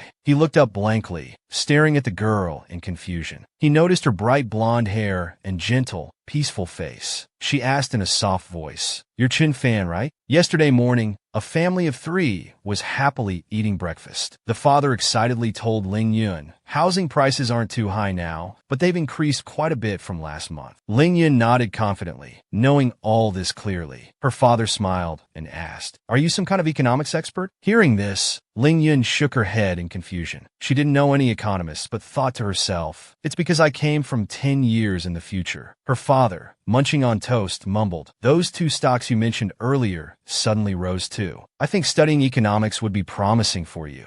Hearing this, Ling Yun laughed heartily and joked with her father, "Maybe I should study fortune-telling instead." Her father smiled and encouraged her with a fist pump. He spoke seriously, "Dad believes in you, but you have your own choices. If you want to study art, Dad will earn money to fully support you." Noticing that Mom hadn't spoken for a while, Lin Yun keenly sensed something was wrong. She asked concernedly, "Are you feeling unwell? Did you go for the checkup I mentioned before?" Ling Yun asked worriedly. Mom shook her head and just took a sip of warm water. "It's just my old stomach problem. Some medicine will help." Ling Yun's expression immediately turned serious. "You must get checked today." Her father also persuaded, and Mom finally agreed. You two really won't give up. Soon the family arrived at the hospital. Father was queuing at the outpatient registration while mother and daughter sat in the waiting area, whispering, "You've been acting strange lately. Is there something you can't tell Mom?" Ling Yun sighed. "You wouldn't believe me even if I told you." But Mom remained firm. "How do you know I won't believe if you don't try? I'm worried you've heard rumors and made your father buy houses and stocks." Ling Yun felt helpless with her mother. Looking nervous, she still told the truth. "Would you believe me if I said I came back from 10 years in the future?" Mom was stunned for a moment, but quickly recovered. Smiling, she asked eagerly, "So what's the world like 10 years from now?" Now it was Ling Yun's turn to be surprised. She hadn't expected her mom to believe her so readily. With such good acceptance, she happily told her mom about the world 10 years later. "You won't believe it. Housing prices skyrocket 10 years later, and phones have GPS mapping. Unlike now, you can make hospital appointments on your phone." Mom was happy about the rapid world development, but she was more concerned about her daughter. She gently held her hand and asked, "What about you?" Hearing this, I couldn't help but laugh softly. "I'm engaged to someone. Guess who?" Surprisingly, Mom actually tried to guess. She raised a finger wanting to speak, but couldn't, unable to remember. Lin Yun couldn't help but blurt out, "It's Lin Fan, but you don't know him yet." Unexpectedly, Mom mentioned a different name. Finally remembering, she said, "That one who likes to sing, isn't it Wu Mufeng?" Ling Yun was shocked, her face instantly turning red. Covering her mouth, she whispered, asking Mom why her. Mom smiled gently. "Hasn't my daughter always liked her? So, is it her? When did you confess?" Lin Yun recalled that confession day. She remembered Chun Fan asking her out that day, looking at her nervously and seriously, saying, "Will you be my girlfriend?" She quickly corrected her mom, awkwardly smirking. "It wasn't like that. I didn't confess to anyone. Chun Fan confessed to me." Meanwhile, at their house, Chun Fan gently knocked on the door. Seeing no response from inside, he sighed, left the umbrella at the doorstep, and turned to leave the hospital. In the hallway, the doctor looked at the examination report with a serious expression. "This is a gastric ulcer. If not treated promptly, there's a risk of stomach cancer." The family of 3 became serious upon hearing this, anxiously asking, "What exactly is going on? Does this require surgery?" The doctor gave them the best current advice, hoping they'd consider it soon. "If you decide now, we can schedule surgery immediately." Father nodded repeatedly. "We'll handle the admission procedures today." Mother wanted to persuade them, but he just turned to remind Ling Yun, "Can you go home alone to get some things?" Ling Yun rushed home anxiously. She had told Mom many things about 10 years later, but didn't mention that in that future world, she wouldn't be there. She quickly climbed the stairs to their front door and immediately noticed the yellow umbrella. Isn't this the one I left on the mountain? She couldn't help but remember 10 years ago when Mom suddenly asked seriously, if you could return to 2007, what would you want to do most? She remembered answering very seriously, I want the best grades, to become a top designer, for our family to live well, and for you and Dad to be healthy. Mom looked at her amusedly. You're so greedy. But Ling Yun was very serious. Then just our family being healthy and happy together. Hearing these sincere words, Mom was somewhat surprised. She asked, touched, is this your true wish? In Yulin Hospital's operating room, father and daughter sat outside anxiously waiting. Ling Yun thought regretfully, Mom really believed my words. Meanwhile, on the other side, a train was speeding along the tracks. Chun Fan kept looking out the window. He had left this city to pursue his dreams. Sometimes in life, missing something means missing it forever. But only those who try have the right to say this. Ling Yun decided to be brave and sent a message to Wu Mufeng. By now, Mom had been discharged. Classmates who learned about this came to visit. After informing Mom, she got up to go welcome them. Just as she opened the hospital room door, Zhang Lu and Chen Xia were already standing there, smiling and greeting her. Ling Yun quickly opened the door to let them in. As soon as Zhang Lu entered, she raised both hands excitedly, shouting Auntie, and gathered around Mom, asking concernedly if she felt better. Mom smiled and said she was fine now. Soon, other classmates arrived one after another, chattering around the hospital bed, creating a lively atmosphere. Wu Mufeng arrived last. Ling Yun became nervous knowing she was there, stuttering to say something. But before she could speak, Wu Mufeng was already walking towards the bed with a fruit basket. Ling Yun froze on the spot, thinking to herself, I didn't know my mom was so popular. After staying for a while, the classmates prepared to leave. Ling Yun saw them off at the hospital entrance, happily waving goodbye.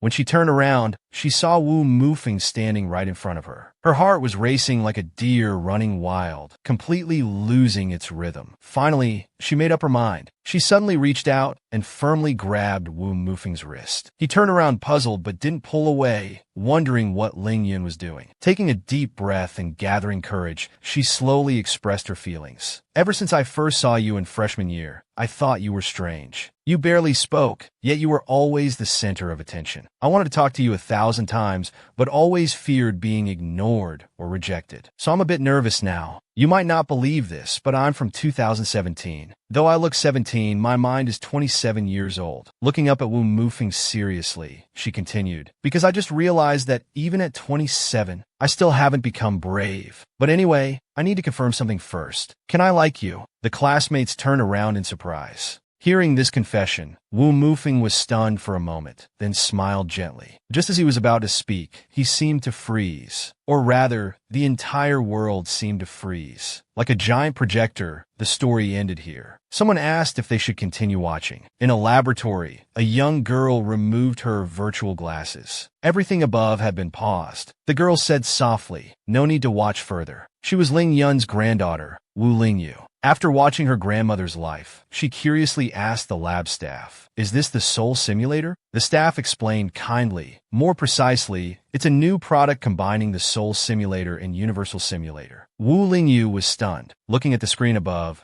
she couldn't help but stroke her chin in praise. I didn't expect soul trimming would preserve all memories before 2017. Placing this soul into that year's data stream created such interesting developments. The staff looked at her speechlessly. That person is your grandmother. Wu Lingyu nodded fearlessly. The staff reminded her, if Mr. Wu finds out you're here, you'll be in trouble. But Wu Lingyu was already lost in her own world. Grandmother's mom was so nice. Grandmother was so strange when young, and still strange as an old lady. The staff warned, stop speaking ill of your grandmother. But Wu Lingyu became more serious. You saw it too. Grandmother was gentle and timid. Seeing time was running out, Wu Lingyu hurriedly said goodbye to Uncle Zhang. I must go now. Don't tell anyone about this, especially my dad. Since the emergence of soul extraction technology, the souls and memories of the deceased could be encoded and stored as data in tech companies. However, humans haven't found a way to inject souls, making resurrection impossible. But soul projection has become popular recently, allowing descendants to watch their ancestors' life playbacks. Wu Lingyu recalled her grandmother's life. They got together in 2019. As an observer, I know everything they experienced. So she gradually formed a bold idea. This time, she wanted to let grandmother try time travel. But whether by coincidence